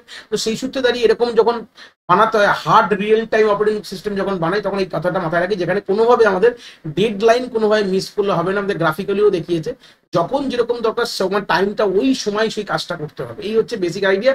এর পরেটা আমাদের থাকে যে সফট রিয়েল টাইম, যেখানে টাইমটা একটু দেরি হলেও হলো। যেরকম গল্পটা হচ্ছে, এই যে আমরা পাবজি যখন খেলি, খুব পপুলার এক্সাম্পল আমি রেখেছি এখানে। তো আমরা গুলি চালিয়েছি, গুলিটা বেরায়নি সেই মোমেন্ট অফ টাইমে, লোকটা আমাকে মেরে দিয়েছে, তো তাতে আমার কিন্তু কোনো ক্ষতি হয়নি, আমরা গেম খেলছি। যেখানে একটু হলেও আমাদের টাইম 19-20 হলেও কোনো কিন্তু অসুবিধা নেই, তাতে আমাদের কোনো প্রবলেম হওয়ার নেই কিন্তু। এটাকে বলে সফট রিয়েল টাইম। যেরকম এই সিস্টেমটা যখন ডিজাইন করা হয়েছে, এইভাবে একটা এক্সাম্পল দিয়ে বললাম আমি পাবজির। তো ওখানে যখন কোনোভাবে তোমার নর্মালি একটু দেরি হলেও কোনো প্রবলেম নেই। তো এরকম যদি কোনো গল্প থাকে, যদি missing the exact time is not a big problem, তা ঠিক আছে। হ্যাঁ, অবভিয়াসলি আমি মরে তো গেলাম খেলতে খেলতে, বাট ঠিক আছে, অসুবিধা নেই, রিয়েল লাইফে তো কোনো প্রবলেম হয়নি, বাট ওটা কিন্তু আমাদের সমস্যা হয়ে যেত। এরকম গল্পকে আমাদের মাথায় রাখতে থাকে, বলা হয় সফট রিয়েল টাইম আমাদের অপারেটিং সিস্টেম। নেক্সট চলে গেলাম যে ডিস্ট্রিবিউটেড অপারেটিং সিস্টেম, যেখানে গল্পটা কি বলছে, যে এমন একটি ওয়েস বানালাম যেটা হচ্ছে, ধরে নাও মাল্টিপল কম্পিউটার কোন একটি ইন্টার কমিউনিকেশন নেটওয়ার্কের মাঝখানে মানে মারফতে কানেক্ট করে রয়েছে, কোনটা ইন্টারনেটের মারফতে। এবার ধরে নাও আমাদের একটা অপারেটিং সিস্টেম এরকম বানালাম যার নাম ডিস্ট্রিবিউটেড, যে সবগুলো মেশিনের মধ্যে আছে, সবগুলো মেশিনের মধ্যে এখানে ইনস্টল করে দেওয়া রয়েছে। এবং যখনই ধরো না কোনো একটি কাজ আমার দেওয়া হয়, কোন একটি মেশিনকে ধরে একে দিয়েছি, এবারে এ কি করবে, এ ওই কাজটাকে ভাগযোগ করে সব মেশিনকে পাঠিয়ে দেবে, মানে সবাইকে একটু অল্প অল্প করে কাজ দিয়ে দিয়ে সবাই মিলে এই কাজটাকে অতিক্রম করবে। এরকম যদি কোনো কনসেপ্ট যদি হয়, তখন তাকে বলা হয় ডিস্ট্রিবিউটেড অপারেটিং সিস্টেম। তাহলে কি এটা একটা ওয়ান কাইন্ড অফ সফটওয়্যার দেখতে পাচ্ছ, যে রান কি করে করছে অন মেনি সেপারেট কম্পিউটার, যেটাকে নোড আমি বলতে পারি। পুরো কানেকশন করা আছে কোন একটি নেটওয়ার্কের মারফতে, কিন্তু এটা কানেক্ট করা রয়েছে। তো এটা পুরো এই যে সবগুলো কিন্তু একটা অ্যাজ এ ইউনিট হিসেবে কাজ করছে, কিন্তু মনে হচ্ছে আলাদা আলাদা কম্পিউটার, তা না। এই সফটওয়্যার যখন আমি সবটাই ইনস্টল করেছি, তার মানে ওটা টোটাল একটা প্যাকেজ হিসেবে তুমি ভাবতে পারো, যে সব মিলিয়ে কিন্তু একে কাজ করছে। ঠিক আছে, এটা can be a part of apart and connected through like internet আর হাই স্পিড কেবল। মানে কানেকশনটা কিভাবে করেছে, কোন একটি হাই স্পিড কেবলের মারফতে কানেকশন করেছে, এবং সেটা কি করছে, share the work between multiple, যেটা বললাম সবাই মিলে ভাগ করে নিয়ে কাজ করছে না। এটা টোটাল সিস্টেমটাকে অ্যাজ আ হোল ওয়ে হিসেবে আমরা বলতে পারি। যেরকম এখানে মেনলি ডিস্ট্রিবিউটেড সিস্টেম কোথায় আমরা ব্যবহার করি, যেরকম রিসোর্স যেখানে শেয়ারিং হবে, যেমন সবাই মিলে একটা জিনিসকে শেয়ার করি, তখন আমরা সেটা ব্যবহার করতে পারি।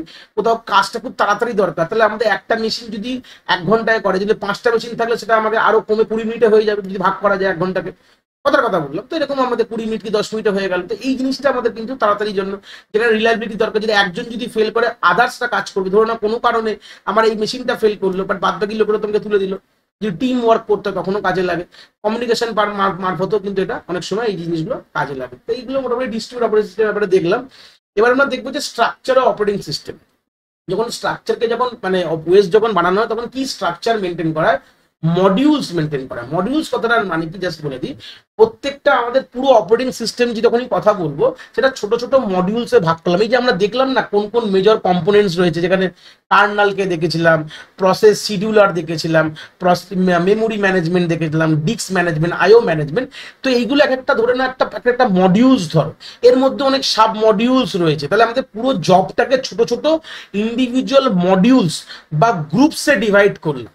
তাহলে আমাদের আলটিমেটলি পুরো সিস্টেমটাকে আমরা একটা স্মল পার্ট বা গ্রুপসে ডিভাইড করি এবং প্রত্যেকটি গ্রুপ বা মডিউলের একটা নির্দিষ্ট জব রয়েছে, নির্দিষ্ট কাজ রয়েছে। প্রত্যেকটি মডিউলে এইটুকু ক্লিয়ার, সে ইনপুট কি নেবে তার বিনিময়ে আউটপুট কি দেবে। যেমন একটি কথার কথা বলি, আমরা যখন কখনো সিস্টেমটা যখন খুলছি, কোনো মোবাইল ধরে নাও, কোনো ধরে নাও কম্পিউটার, আমাদের প্রথমে পাসওয়ার্ড দিতে হয়। তাহলে পাসওয়ার্ডটা কার ইউনিট ছিল বলেছিলাম, অথেন্টিকেশন ইউনিটের মধ্যে পড়ে বা অথেন্টিকেশন মডিউলের মধ্যে পড়ছে। তো তার তার কাজ কি, ওই পাসওয়ার্ডটা ইনপুট নেওয়া, তার সিস্টেম থেকে চেক করা যে যে পাসওয়ার্ডটা আগে ছিল তার সঙ্গে ম্যাচ করছে কিনা। যদি ম্যাচ করে তো ঢুকতে দেবে, নাহলে বলে দেবে যে না এটা তোমার ঠিকঠাক চলছে। তো এটা ওয়ান কাইন্ড অফ কি, তাহলে একটা কাজ আমি ক্লিয়ারলি এখানে বলে রয়েছে, তাহলে এখানে ইনপুট দিলাম, তার বিনিময়ে আমাকে আউটপুট দিচ্ছে। তাহলে এটা আলটিমেটলি কি, this make the system easy to understand, test and update. তো এইভাবে আমাদের কি হবে, সিস্টেমটা ইজিলি আন্ডারস্ট্যান্ড করা যাবে, মানে বোঝা যাচ্ছে, টেস্ট করা যায়, পরবর্তীকালে আপডেটও করা যাবে। এটা হচ্ছে আমাদের মডার্ন যেসব ওয়েস গুলো বানানো হচ্ছে, তার এই স্ট্রাকচার গুলো কিন্তু বানানো রয়েছে। বাট আগেকার দিনে যেসব আমাদের MS DOS যখন ছিল, তাদের কিন্তু সিম্পল স্ট্রাকচার ছিল, তাদের কিন্তু কোনো মডিউল ছিল না, তাদের ডিজাইন কিন্তু ছিল না, সব জিনিসগুলো একদম সিম্পল ছিল। আমাদের সব কোনো মডিউলের গল্প ছিল না, কোনো স্ট্রাকচার ভালো ছিল না, সবগুলো একই সাথে লেখা ছিল এরকম ব্যাপার, কোনো প্রপার সেপারেশন ছিল না। সবাই মিলে এক কাজ, মানে ধরো না কোনো একটা যখন কেউ জব করছে, hard to find where each job is done, মানে কোন ইউনিটে এই কাজটা হচ্ছে সেটা কিন্তু বোঝাই যাচ্ছে না। সব তো একই লাইনে, ধরো না এটা যদি এভাবে মডিউল মানে ফাংশন ধরতে পারো, একটা প্রোগ্রাম লিখলাম আমরা, যদি 4টে ফাংশনে ভাগ করে দিই, ইনপুট নেওয়া, প্রসেসিং করা, আউটপুট দাও, তাহলে বুঝতে পারবো কোন ফাংশনের কি জব, তাহলে বুঝতে পারবো। তো এটাই গল্পটা, এটা কিন্তু আগে ছিল না। যদি এরকম ঘটনা বানায় তাহলে এখানে ফিক্স করাটা খুব একটা ভালো কিন্তু হয় না, মানে পরে সমস্যা হলে ফিক্স করা যায় না। সেখান থেকে আমাদের লেয়ার অ্যাপ্রোচ আসলো, এই মডিউল হলো, মডিউল থেকে লেয়ার, এবার এটা লেয়ারে ডিভাইড করা হলো।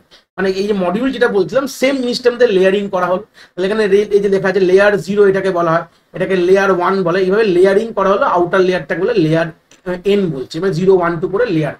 প্রত্যেকটি লেয়ারের নির্দিষ্ট জব আছে। প্রথম যে সব থেকে যে লেয়ার 0, এটাকে বলা একদম যে হার্ডওয়্যারের সাথে কমিউনিকেট করে, দেখো বটম লেয়ার বলা একে, যে হার্ডওয়্যার বা CPU মেমোরির সাথে কমিউনিকেট করে। আর টপ লেয়ার যেটা রয়েছে সেটা কিন্তু ইউজারের সাথে কিন্তু এখানে কমিউনিকেশন করছে। তাহলে এটাকে ইউজার ইন্টারাক্টিং যে ফেসটা, যেটা আমরা যে ডেস্কটপ স্ক্রিনটা দেখি বা আমরা খুললেই যে মোবাইলে যে ফ্রন্ট স্ক্রিনটা দেখি, এটাকে বলে টপ লেয়ার, আমরা এইভাবে বলতে পারি। প্রত্যেকটি লেয়ার তার কিন্তু তলার লেয়ারের সার্ভিসটাকে নিয়ে কিন্তু তারা আপার লেয়ারকে দেয়। মানে ভাবো 0th লেয়ার, মানে যে 1 নম্বর লেয়ারের কথা ভাবো, তো 1 নম্বর লেয়ার 0 থেকে সার্ভিস নেয়, নিয়ে আমাদের 2 নম্বরকে দিচ্ছে। মানে এইভাবে এই অর্ডারে কাজ হয়, সবসময় তার বিলো লেয়ার থেকে সার্ভিস নিয়ে তার আপার লেয়ারকে দিয়ে দেয়। তো এইভাবে প্রত্যেকটি লেয়ার তার নির্দিষ্ট কিন্তু কাজ কিন্তু অতিক্রম করছে। এতে ভালো কি হচ্ছে, হোয়াট ইজ আ গুড, মানে ওয়াই আমরা লেয়ার গুলো কেন ব্যবহার করছি, লেয়ার আর্কিটেকচার কেন ইউজ করছি, যাতে বেটার কন্ট্রোল করা যায়। The OS can manage the computer and app more easily. ওয়েসের সাহায্যে আমরা এই যে কম্পিউটার্স এবং অ্যাপস গুলো আমরা ভালোভাবে আরো ইজিলি এটাকে ম্যানেজ করতে পারছি। ইজি টু চেঞ্জ, প্রথমত ধরো না কোন একটি পার্ট আমি 1 নম্বরকে চেঞ্জ করবো, তাহলে সেটাকেই শুধু চেঞ্জ করবো, আদার্স গুলোকে কোথাও দেখে ঘেটে ঘাটার দরকার নেই। আমরা যেহেতু ভাগ ভাগ করে রেখেছি প্রত্যেকটা, তা যেটার সমস্যা হয়েছে সেটাকেই পাল্টে দেবো, আমরা তো আদার্স গুলোকে দেখার দরকার নেই। তাহলে এটা অনেকটা ইজি হয়ে গেল। প্রোগ্রামাররা তাহলে যে কোনো পার্টকে, যে কোনো মিডিল লেয়ারকে চেঞ্জ করতে পারবে without breaking the whole system, পুরো সিস্টেমকে ভাঙার দরকার পড়বে, মানে তাকে ঘাটার দরকার পড়বে না। মডিউলার ডিজাইনের কথা হচ্ছে যেরকম, এই যে আমরা প্রত্যেকটি যে লেয়ারে, এটা আমি বললাম, এটা লেয়ার মানে ওয়ান কাইন্ড অফ মডিউলস বলতে পারো, যেটা আমরা লোয়ার মডিউল, তার উপরের মডিউল এইভাবে রয়েছে। তো প্রত্যেকটা যে মডিউল দেখতে পাচ্ছি, সেই মডিউলগুলো কিন্তু যেহেতু আমাদের মডিউলসে ভাগ করা হয়েছে, তাহলে এটা ইজি টু ফিক্স করা যায়, টেস্ট এবং পরবর্তীকালে আপডেটও করা যাবে। তাহলে ইনফরমেশন হাইডিং, তাহলে দেখো এই লোয়ার লেয়ার কি করে হার্ডওয়্যারকে অ্যাক্সেস করে সেটা তো আমার দেখার দরকার নেই। আমি অ্যাজ এ ইউজার যখন আমি ইউজ করবো, আমি দেখবো ভাই আমার ডেস্কটপে কতগুলো ফোল্ডার, কতগুলো ফাইল আছে। আমরা কিন্তু একদমই দেখবো না এইসব ব্যাপারগুলো, যে ভেতরে কিভাবে আমরা কমিউনিকেশন করেছি, কি কোড লিখেছি, এগুলো দেখা দরকার নেই। তাহলে ওয়ান কাইন্ড অফ আমাদের অ্যাবস্ট্রাকশন বা আমাদের হাইড করছে, যেটুকু দরকার সেটুকু আমাকে দেখতে দিচ্ছে বলতে পারো।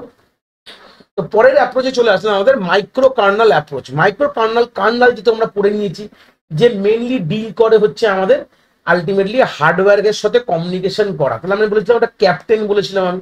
তো আমাদের কার্নালের অনেক রকম ভাগ আছে, যে পপুলার যে আমি কার্নালের কথা বলি সেটাকে বলা হয় মাইক্রো কার্নাল অ্যাপ্রোচ।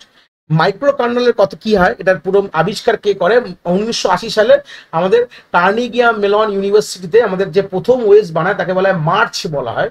সে কিন্তু এই প্রথমেই মাইক্রো কার্নাল অ্যাপ্রোচ ইউজ করে। এর আগে কিন্তু মাইক্রো কার্নাল ছিল না, ম্যাক্রো কার্নাল ছিল। তো যে আমরা বলে micro SD card, macro SD card, তাহলে মাইক্রো এসডি কার্ড ছোটবেলা আমরা দেখেছি, হয়তো এখন পাওয়া যায় না, হয়তো পাওয়া যেতেও পারে। তো ছোট হতে হয় মাইক্রো এসডি কার্ড, আর ম্যাক্রোটা একটু বড় হয়। হ্যাঁ, দেখতে ক্যামেরার মধ্যে ব্যবহার করি আমরা, যখন ক্যামেরা লাগাই তখন ক্যামেরার মধ্যে ম্যাক্রো এসডি কার্ড ইউজ করি।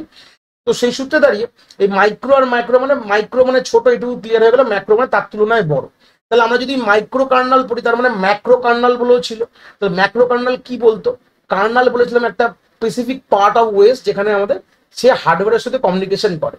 তো ম্যাক্রোতে কি ছিল, যে কার্নাল যে আমি তৈরি করছি, মানে যদি একটা প্রোগ্রাম হয় ধরে নাও, একটা প্রোগ্রাম ভাবেই ভাবো, তার মধ্যে যতগুলো আমাদের ফিচার্স থাকে, মানে ম্যাক্সিমাম আমাদের ওএস এর যে জবগুলো আমরা ওই কার্নালের মধ্যেই লিখতাম, মানে কার্নাল কোডটা যেটা লিখবো আমি ধরে নাও একটা ফাংশন বানালাম কার্নাল বলে, তার মধ্যে যে কোডটা লিখছি তার মধ্যেই আমি ম্যাক্সিমাম যত রকম জব আছে সব লিখে দিয়েছি। এটাকে বলা হয় macro kernel. All job, maximum job কিন্তু আমাদের কার্নালের মধ্যে, যদি আমাদের ম্যাক্রো হতো তাহলে সবগুলো লিখে দিতাম। বাট মাইক্রোতে বলছে তা না, আমাদের যেইগুলো এসেনশিয়াল পার্ট সেগুলোকেই আমি কার্নালে লিখবো, বাকি আমি কার্নালে লিখবো না। এই হচ্ছে বেসিক আইডিয়া। তাহলে যেটুকু দরকার, যেটুকু আমাদের কোর পার্ট, সেটুকুই আমি কার্নালে রাখবো। যেমন দেখতে পাচ্ছি এখানে কমিউনিকেটিং, ইন্টার প্রসেস কমিউনিকেশন রয়েছে, মেমোরি ম্যানেজমেন্ট রয়েছে এবং সিপিইউ শিডিউলিং রয়েছে। যেটুকু আমাদের ইম্পর্টেন্ট পার্ট সেগুলোকেই আমি এই কার্নাল রিজনে রেখেছি, বাকি আমি সবগুলোকে আমি আউটার বা আমরা বলতে পারি ইউজার মোডে রেখেছি। আমরা দুটো মোড হয়, পরবর্তীকালে গিয়ে দেখবো আমাদের, একটা বলা হয় কার্নাল রিজিয়ন বা কার্নাল মোড, একটাকে বলা হয় ইউজার মোড। তাহলে সেই সূত্রে দাঁড়িয়ে আমাদের আলটিমেটলি যেটুকু দরকার আমরা সেটুকু জিনিস রাখবো, এসেনশিয়াল জিনিসগুলো কার্নালে রাখবো, বাকিগুলো কার্নালের বাইরে রাখা যদি রাখি তখন তাকে বলা হয় মাইক্রো কার্নাল অ্যাপ্রোচ। তাতে কি হবে, পরবর্তীকালে মানে ইজিটা কি হয়ে যাবে, যে কোনো আমাদের পরবর্তীকালে যদি মানে কোনো কার্নালে যদি কোনো রকম চেঞ্জেস করতে হয় তাহলে খুব একটা চেঞ্জেস দরকার পড়বে না, আমরা খুব ইজিলি তাকে করতে পারবো, সিকিউর হবে এবং স্টেবল হবে। তাহলে এটাই হচ্ছে বেসিক আইডিয়া বলতে পারি। আর পরের পার্টে বলছে এটা কেন এটা এইরকম জিনিসটা বানানো খুব দরকার, যে ম্যাক্সিমাম যে নতুন যে সার্ভিসগুলো, ফাইল সিস্টেম বা ড্রাইভার, এগুলো তো ইউজার স্পেসে রেখে দিয়েছি, তো কার্নালকে ঘাটার দরকার নেই। তাই কার্নালকে আমি কোনোভাবেই পাল্টাচ্ছি না ধরে নিলাম। কিন্তু কার্নাল যেহেতু খুবই স্মল বলতে পারি, তার মধ্যে একদম অল্প সংখ্যক কোড লিখেছি, তো যদি কিছু চেঞ্জেস করতে তাতেও কিন্তু প্রবলেম হবে না। এটা এক্সাম্পল হচ্ছে যে মিনিক্স 3 বলে একটা অ্যাপ্রোচ ওএস বানিয়েছিল। কে বানিয়েছিল? ট্যানিনবাম বলে, যে আমাদের অপারেটিং আমাদের কম্পিউটার নেটওয়ার্কস একটা বই লিখেছে, খুব পপুলার একটা কম্পিউটার সায়েন্সের প্রফেসর। সে মোটামুটি একটা ওএস বানিয়েছিল মিনিক্স 3 বলে, যেখানে 1200 লাইনের কার্নাল, মানে লাইন অফ কোড, মানে কার্নালের মধ্যে 1200 লাইন অফ কোড ছিল। সেই সূত্রে একটা এরকম একটা ওএস বানিয়েছিল সে। তার মধ্যে যেটুকু দরকার সেটুকু রেখেছি, বেশি তো আমি রাখবো না। এই হচ্ছে বেসিক আইডিয়া, ঠিক আছে? তো নেক্সট পার্টে চলে গেলাম। আমাদের অপারেটিং সিস্টেমের মধ্যে দুরকম আমাদের ইন্টারফেস আছে, ইউজার ইন্টারফেস বলা হয়। একটাকে বলা হয় কমান্ড লাইন ইউজার ইন্টারফেস, একটাকে বলা হয় গ্রাফিক্যাল ইউজার ইন্টারফেস, যেটার সঙ্গে আমরা ওর সাথে ইন্টারঅ্যাক্ট করি। কমান্ড লাইন মানে বুঝতে পারছো কমান্ড প্রম্পটের মতন ব্যাপার, যেখানে কালো স্ক্রিন আমরা খুললে পেতাম, এখন আমরা সিএমডি মারলে আমরা খুলতে পারি আমরা। তো সেখান থেকে আমরা জাস্ট আমরা যেটুকু কমান্ড লিখবো তার বিনিময়ে আমাদের কাজ হবে। এখানে কি বলছে, কমান্ড ইন্টারপ্রিটার, যেটা আমরা কমান্ডের সাহায্যে সেটা ইন্টারঅ্যাক্ট করি অপারেটিং সিস্টেমের সাথে। যেখানে কমান্ড ইন্টারপ্রিটার কোথায় থাকে, কার্নালের মধ্যে থাকে, is code part of operating system. Windows আর লিনাক্সের মধ্যে এটা সেপারেট প্রোগ্রাম, যেটা শুরু হয় মানে যখন ইউজার লগ ইন করে, হ্যাঁ, যখন কোনো জব স্টার্ট হয়, এরকম ভাবে বলতে পারো। আর এই কার্নালগুলোকেই, এই যে কার্নাল বলছি আমাদের এই যে কমান্ড ইন্টারপ্রিটার গুলো, যখন আমরা লিনাক্স এবং ইউনিক্সের কথা বলি সেখানে আমাগুলোকে ওয়ান কাইন্ড অফ শেলস বলা হয়। একই এই কমান্ড লাইন ইন্টারফেসটাকে আমরা ওয়ান কাইন্ড অফ আমরা সেল বলতে পারি। অনেক ধরনের হয়, সেটাকে আমরা সেল বলে ওদের ডাকি। উইন্ডোজে নর্মালি আমরা ডাকি হচ্ছে কমান্ড প্রম্পট বলে। একই জিনিসটা যখন আমরা লিনাক্সে চলে যাই বা ইউনিক্স এনভায়রনমেন্টে চলে যাই, তখন আমরা ওটাকে আমরা ওয়ান কাইন্ড অফ বলে ডাকি হচ্ছে আমাদের সেল বলে তাকে ডাকা হয়। এই জিনিসটাকে সেল বলা হয়, আর কিছুই না। নেক্সট আমরা যেটা জানি সেটাকে গ্রাফিক্যাল ইউজার ইন্টারফেস বলা হয়, যেখানে আমরা প্রত্যেকটা সুন্দর আইকন থাকে, হ্যাঁ, ডেস্কটপ থাকে, আইকন থাকে, যেখানে আমরা ক্লিক করে মাউস এবং টাচ স্ক্রিনের মারফতে কিন্তু আমরা পয়েন্ট করে সেটাকে ক্লিক করি। ক্লিক করলে একটা প্রোগ্রাম শুরু হয়, ফোল্ডার ওপেন হয়, মেনু ওপেন হয়। এটা কিন্তু অনেকটা ইজি হয়ে যায়, যেখানে আমাদের উইন্ডোজ আছে, মেনুজ রয়েছে, বাটন রয়েছে, হ্যাঁ, চাইলে আমরা কমান্ড প্রম্পটও লিখতে পারি এখানে খুলে, কোনো অসুবিধা নেই। বাট এটা অনেকটা ইজি হয়ে যায় যারা বিগিনার্স লেভেলে। তো দুরকম ভাবে আমরা আলটিমেটলি কম্পিউটারের সাথে ইন্টারঅ্যাক্ট করতে পারি, একটা জিইউআই মারফতে, একটা সিইউআই মারফতে। এর আরেকটা ভার্সন দেখো মোবাইল রয়েছে, আমরা এখানে ডাইরেক্টলি আমরা টাচ করে আমরা জিনিস করতে পারি। এখানে ক্লিকের ব্যাপার নেই, এখানে আমার গেস্টার রয়েছে। আমরা জানি হয়তো অনেক সময় দেখেছো স্ক্রিনশট মারার জন্য আমরা 3টে আঙুল ব্যবহার করি, 3টাকে বলে গেস্টার বলে। অনেক অনেক লোকেদের ফোন এরকম থাকে যে এরকম যেই ফোনটা ঘোরাবো ফোনটা খুলে যাবে, অটোমেটিক লক খুলে যাবে, এগুলোকে বলে গেস্টার বলে। তো গেস্টারের সাহায্যে আমরা টাচের সাহায্যে আমরা কিন্তু ইন্টারঅ্যাক্ট করছি কার সাথে, অপারেটিং। না, এখন অনেক জিনিসটা অ্যাডভান্স হয়ে গেছে সেই ক্ষেত্রে। এই হচ্ছে বেসিক আইডিয়া গুলো। এর পরের পার্টে চলে আসলাম সিস্টেম কল। প্রথমে এটা বলে দিই, এটা খুবই ইম্পর্টেন্ট। কেন এই পোর্শনে, যেহেতু আমাদের ওএস এর পোর্শনে নেই, কিন্তু যেহেতু আমাদের লিনাক্সে আছে আমাদের, সফটওয়্যার প্যাকেজে ওখানে কিন্তু সিস্টেম কল থেকে প্রশ্ন দিয়েছে এবং আমি কমান্ডও দিয়েছি, বাট বেসিক সিস্টেম কলের যদি আইডিয়াই ক্লিয়ার না থাকে তাহলে কমান্ড মুখস্থ করা যাবে না। তো সেই সূত্রে দাঁড়িয়ে আগে সিস্টেম কল জিনিসটা কি খুব ভালো করে জানতে হবে এবং কত ধরনের সিস্টেম কল হয় ইন জেনারেলি যে কোনো আমাদের এতে, এই যে আমরা আলটিমেটলি যে কমান্ডগুলো পড়ছি আমরা যে আমাদের সফটওয়্যার প্যাকেজের মধ্যে বা ওখানে সিস্টেম কলগুলো দেওয়া রয়েছে, এই সিস্টেম কলের কাজগুলো কি, মানে সিস্টেম কলটা কেন আবিষ্কার হলো তার আইডিয়াটা কি সেটাকে প্রথমে জানতে হবে। এই জন্য খুব ইম্পর্টেন্ট পার্ট। তো থিওরিটা এখানে পড়াবো, ওখানে তোমরা কমান্ডটা মুখস্থ করতে পারবে, কোনো অসুবিধা নেই। তো সেই সূত্রে দাঁড়িয়ে প্রথমে সিস্টেম কল বোঝার জন্য একটা সিম্পল সি এর প্রোগ্রামের একটা এক্সাম্পল রেখেছি, দেখে বুঝতে পারছো। হ্যাশ ইনক্লুড std.ioh ইন্ট মেনের মধ্যে আমি লিখেছি প্রিন্ট এফ গ্রিটিং বা হ্যালো ওয়ার্ল্ড যাই বলতে পারো। এই যে মেন প্রশ্নটা কি, আমি যখন এই প্রিন্ট এফ কমান্ডটা লিখলাম, ঠিক আছে, প্রিন্ট এফ এর মধ্যে যাই আমি লিখি, তাহলে প্রিন্ট এফ এর কাজ কি? যদি বেসিক কথা বলি তুমি বলবে স্যার প্রিন্ট এফ এর কাজ হচ্ছে আমাদের যে আউটপুট স্ক্রিন আছে, আউটপুট স্ক্রিন যেটা রয়েছে বা আমাদের মনিটরে গিয়ে সেটাকে প্রিন্ট করা। তো মনিটর তো আর সফটওয়্যার না, মনিটর হচ্ছে একটা হার্ডওয়্যার। তাহলে একটা এরকম একটা প্রিন্টএফ কমান্ড লিখে ভেতরে যা থাকবে সেটা গিয়ে আমাদের আউটপুট স্ক্রিনে দেখাবে, এই পারমিশনটা কিন্তু অত ইজি নয়, কাজটা এতটা ইজিলি হয় না। এবারে কাজটা কি করে হয় সেটা জানতে হবে। আমাদের যে এই যে আমাদের প্রিন্টএফ যে আমাদের লাইব্রেরি ফাইলের মধ্যে থাকে stdio.h, এটা one kind of library file, ভালো কথা। তাই এর মধ্যে এই প্রিন্টএফ এর মধ্যে একটা ফাংশন, এর মধ্যে কি কোড লেখা আছে, এর মধ্যে আলটিমেটলি কিন্তু আমাদের সিস্টেম কল লেখা রয়েছে।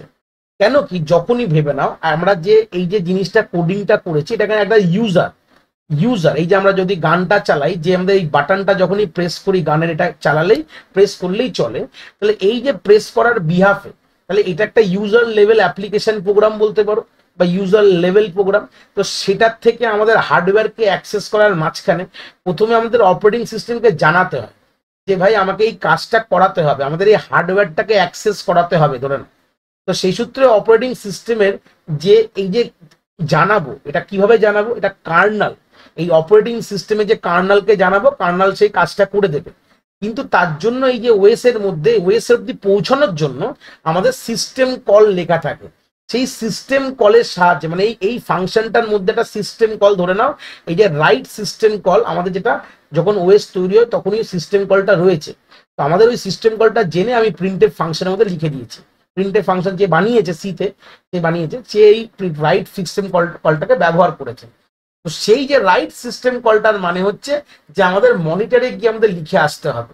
তার মানে আমি যখন এই প্রিন্টেড এই স্টেটমেন্টটা এক্সিকিউট হলো, তার বিহাফে কি করা হলো, তার বিহাফে আমাদের ইউজার মোডে ছিল, এই মোড আমাদের দুটো আছে, ইউজার মোড আর কার্নাল মোড। মানে এই প্রোগ্রামটা আমাদের ইউজার মোডে, মানে ইউজার, আমরা অ্যাজ এ ইউজার ওখানে চলছে।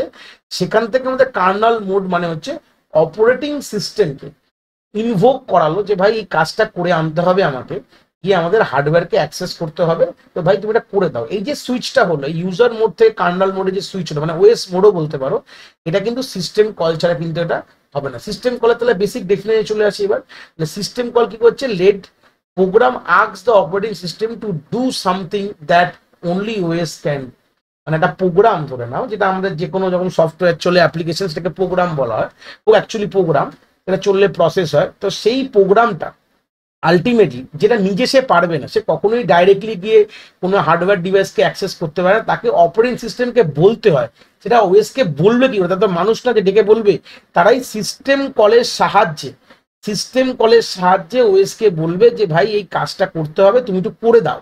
এই যে গল্পটা বলতে গেলে ওএস এর মধ্যে করবে কে বলেছিলাম, কার্নেল। ওএস বলতে কিছু হয় না, ওএস এর মধ্যে করে কার্নেল। তো এই ইউজার থেকে এই কার্নেলের এই মেসেজটা পাঠানোর জন্য আমাদের সিস্টেম কল ব্যবহার করতে হয়, যেটা বাই ডিফল্ট যে কোনো ওএস যখন তৈরি হয় তখনই কিন্তু এই সিস্টেম কলগুলো ওখানে লেখা থাকে। তো এই হচ্ছে বেসিক আইডিয়া। এবং আমরা যখন যে কোনো জায়গায় যে কোনো কাজ করতে গেলে কিন্তু আমরা সিস্টেম কল জেনারেট করতে হয়। আমরা পরে দেখবো কত রকমের সিস্টেম কল হয়। যেমন some task like reading file, creating process, using device আর protected and can only be done by using operating system. মানে কিছু জায়গা ওএসই ছাড়া কেউ করতে পারবে না। তো ওএস এর যে কাজটা, মানে ওএস বলতে গেলে কি, এটা টিম বললাম, তার মধ্যে যে যার মেজর কম্পোনেন্টস গুলো সেই কাজ করছে। তো এই ওএস কে জানাতে গেলে কোনেরটি যখন অ্যাপ্লিকেশন প্রোগ্রাম ওএসকে জানাবে যে কাজটা করে দাও, ওএস এর যে পার্ট বা যেটা বলতে পারে যারা যারা যে কাজটা করছে, যাদের যে দায়িত্ব দেওয়া রয়েছে যে ইউনিটস গুলো, তো তাদেরকে জানাতে গেলে আমাদের সিস্টেম কল ব্যবহার করতে হয়। প্রোগ্রাম থেকে ইউজার যে প্রোগ্রাম থেকে সিস্টেম কল ব্যবহার করে সেটা ওএসকে বলা হবে, ওএস সেই কাজটা ওএস এর যে ইন্ডিভিজুয়াল যে দায়িত্ববান লোকটা যে রয়েছে সে কাজটা করে দেবে। তাহলে আলটিমেটলি সিস্টেম কল কি বললাম, যে প্রোগ্রাম এবং অপারেটিং সিস্টেমের মধ্যে একটা বন্ড তৈরি করছে। আলটিমেটলি একটা প্রোগ্রাম এবং ওএস এর মধ্যে সিস্টেম কল মারফতে আমরা কথোপকথন করছি। এই হচ্ছে বেসিক আইডিয়া। এপিআই কি জিনিস, এটাকে বলে অ্যাপ্লিকেশন প্রোগ্রামিং ইন্টারফেস। এখানে কিছু লিস্ট অফ ফাংশন যেটা প্রোগ্রামার ব্যবহার করে তার নির্দিষ্ট কাজ করে, যে ফাংশন অ্যাভেলেবল কিছু ইনপুট দিলাম কিছু আউটপুট পেলাম, যেগুলো এপিআইস থাকে আমাদের, সেটাকে ব্যবহার করে জাস্ট অলরেডি কোনো ফাংশন রয়েছে সেটাকে ব্যবহার করে আমরা কাজ করছি। সেটা আমাদের লাইব্রেরি ফাইল বলা, হেডার ফাইল বলা, এটা হচ্ছে ওয়ান কাইন্ড অফ সেটা পার্ট বলতে পারি। নেক্সট হচ্ছে কত ধরনের সিস্টেম কল আছে। ইন জেনারেল মোটামুটি 6 রকম মেইন টাইপ থাকে, 5 রকম আমি এখানে দিয়েছি। একটা যে প্রসেস কন্ট্রোল, প্রথম এই পার্টগুলোই কিন্তু আমরা কিন্তু আলটিমেটলি গিয়ে লিনাক্স বা ইউনিক্সের যে আমাদের সিস্টেম কলগুলো আমি দিয়েছি আমাদের মোটামুটি ক্লাস নাম্বার 9-এ, তো সেখান থেকে যে কমান্ডসগুলো বা সিস্টেম কল কিন্তু এরকম মানে কাঠামোর মধ্যেই থাকবে। যে কোনো যখন প্রসেস কন্ট্রোল করবো তার জন্য কিন্তু অনেক ধরনের সিস্টেম কল, যেরকম এন্ড, অ্যাবর্ট, স্টপ এবং স্টার্টের জন্য এন্ড মানে এন্ড অ্যাবর্ট দিয়ে স্টপ করা যায়, লোড এক্সিকিউট মানে প্রোগ্রামকে রান করা, ক্রিয়েট প্রসেস, টার্মিনেট প্রসেস কোনো প্রসেসকে শুরু করা বা স্টপ করা, গল্পটা মানে get set process attribute. Process মানে যখন প্রোগ্রাম রান করে তাকে প্রসেস বলা, তার যে কোনো অ্যাট্রিবিউট কি অ্যাট্রিবিউট তার যে নাম, সে কিন্তু তৈরি হয়েছে, কোথায় রয়েছে, এই সব যাবতীয় জিনিসগুলোকে অ্যাট্রিবিউট বলে, সেটাকে পাওয়া বা কোনো কিছু সেট করা। ওয়েট ফর আ টাইম, কিছু ওয়েট করা, wait event, wait signal, wait or send কোনো সিগন্যাল পাঠাচ্ছি, ওয়েট কোনো সার্টেন টাইম ওয়েট করা, এই পুরো যাবতীয় এইগুলো যদি গল্প বলি, এরকম ধরনের কিন্তু সিস্টেম কল আমরা পরবর্তীকালে ইনডিফিনিটলি পড়বো হচ্ছে লিনাক্সে গিয়ে, ওই পার্টে কিন্তু আমরা মুখস্থ করবো ওটা। বাট আমি দেখালাম যে এত ধরনের কিন্তু এগুলো কিন্তু সিস্টেম কল না, কখনো ভাববেন এক্সাম্পল যে তারপরে যে এন্ড অ্যাবর্ট, এটা একটা জেনারেল কথা যে কোনো জিনিসকে এন্ড করার জন্য বা অ্যাবর্ট করার জন্য একটা সিস্টেম কল হয়। এবার সেটা উইন্ডোজে একরকম ভাবে লেখা হয়, নামটা একরকম হয়, লিনাক্সে একরকম হয়, ইউনিক্সে একরকম হয়, ফেডোরায় একরকম হয়, কিন্তু গল্পটা যেহেতু আমাদের যে লিনাক্সের সিস্টেম কলগুলো রয়েছে সেটা আমাদের ওখানে গিয়ে লিনাক্স ইউনিক্সটা মোটামুটি একটা একই রকম জায়গায়, ওরা একই ধাঁচের জিনিস বলতে পারি। তো ওই জায়গাগুলোতে গিয়ে আমরা ওর ইনডিফিনাইট যে সিস্টেম কলগুলো পড়বো, এখানে একটা আইডিয়া যে এরকম ধরনের সিস্টেম কল হতে পারে অ্যাজ এ এক্সাম্পল। হ্যাঁ, তো আলটিমেটলি আমরা ওখানে গিয়ে কিন্তু এই জিনিসগুলোকে আরো ইনডেপথে কিন্তু পড়াশোনা করবো। ঠিক আছে, যেরকম ফাইল ম্যানেজমেন্টের জন্য একটা সিস্টেম কল হয়, যেখানে যখন ফাইলের সঙ্গে কোনো রকম আমরা যখন কাজ করি, যেরকম create file, delete file, open close. মোটামুটি এই যে সিস্টেম কল যে মুখস্থ করতে কিন্তু আশা করি খুব সমস্যা হবে না। কেন আমি বলবো, কেন কি এটা মোটামুটি একটা আইডিয়া, একটা মানে এই কথাটা দেখলেই বুঝতে পারবো যে এর কথার মানেটা কি। তাহলে এই যে সিস্টেম কলের এই কাজ, মানে সেই সিস্টেম কলটা এইভাবেই বানানো হয়েছে, ফাংশনটা ওয়ান কাইন্ড অফ, যে দেখেই বোঝা যাবে যে রাইট মানে রাইট করা, রিড মানে রিড করা, দেখেই বোঝা যাবে রিড রাইট, ফাইল থেকে রিড রাইট করা, রিপোজিশন মানে ফাইলের কোনোটি পজিশনে গিয়ে আমাকে রাখা, গেট ফাইল অ্যাট্রিবিউট সেট, এরকম ধরনের হয়। এবার হয়তো লিনাক্সে এটাকে লেখা আছে সেট এফ লেখা আছে, ধরো না কথা বলছি ব্যাকগ্রাউন্ড ব্যাকআপ ক্লোজ। আবার এটা ধরো উইন্ডোজ এটা লেখা আছে সেট, ধরে নাও এখানে এফআইএলই ফাইল এরকম লেখা আছে। তো এক একটা ওয়েসে এই জিনিসগুলোকেই এক একটা ফাংশন তার নামটা আলাদা হয়ে যায়, বাট কাজটা মোটামুটি সবারকেই থাকতে হবে, মানে এই কাজগুলো হয়, এটা সিস্টেম কল ছাড়া হবে না। এই হচ্ছে বেসিক আইডিয়াগুলো। ডিভাইসকে ম্যানেজ করার জন্য রিকোয়েস্ট ডিভাইস, রিলিজ ডিভাইস, ও ডিভাইসকে ইউজ করছি সেটা আমরা জিজ্ঞেস করলাম যে কোনটা ইউজ করছো, আমার দরকার এটা, কোনো ডিভাইসের কাজ হলে সেটা ছেড়ে দেবো, রিড রাইট করা, আবার সেই রিপোজিশন করা, গেট ডিভাইস অ্যাট্রিবিউট, এগুলো আমাদের মুখস্থ করার দরকার নেই পার্টে, জাস্ট এটা আইডিয়া আমি বলে দিচ্ছি, জাস্ট বুঝিয়ে দিচ্ছি যে এগুলো আলটিমেটলি আমরা মুখস্থ করবো কিন্তু লিনাক্সে, যেটা আমাদের ক্লাস 8 পার্টে আমরা যেটা দেখবো আমরা পুরো যে কমান্ডস গুলো, সেখানে গিয়ে আমাদের ওইগুলো ইন্ডিভিজুয়াল মুখস্থ করতে হবে। এখান থেকে আমরা জাস্ট আইডিয়া দেখে নিলাম যে কি কি জিনিস হয়, এরকম ধরনের সিস্টেম কল হয় actually, logically attach, D attach মানে কোনো কানেক্ট করছি, কোনো ডিসকানেক্ট করছি, এরকম ধরনের আমাদের সিস্টেম কল কিন্তু নর্মালি হয়। যেমন ইনফরমেশন মেনটেন্যান্সের জন্য দেখুন আমাদের গেট টাইম ডেট বা সেট টাইম ডেট, এই যে আমরা যে টাইম সেট করি বা গেট টাইমটা দেখি, এগুলোর জন্য কিন্তু আলটিমেটলি সিস্টেম কল রয়েছে।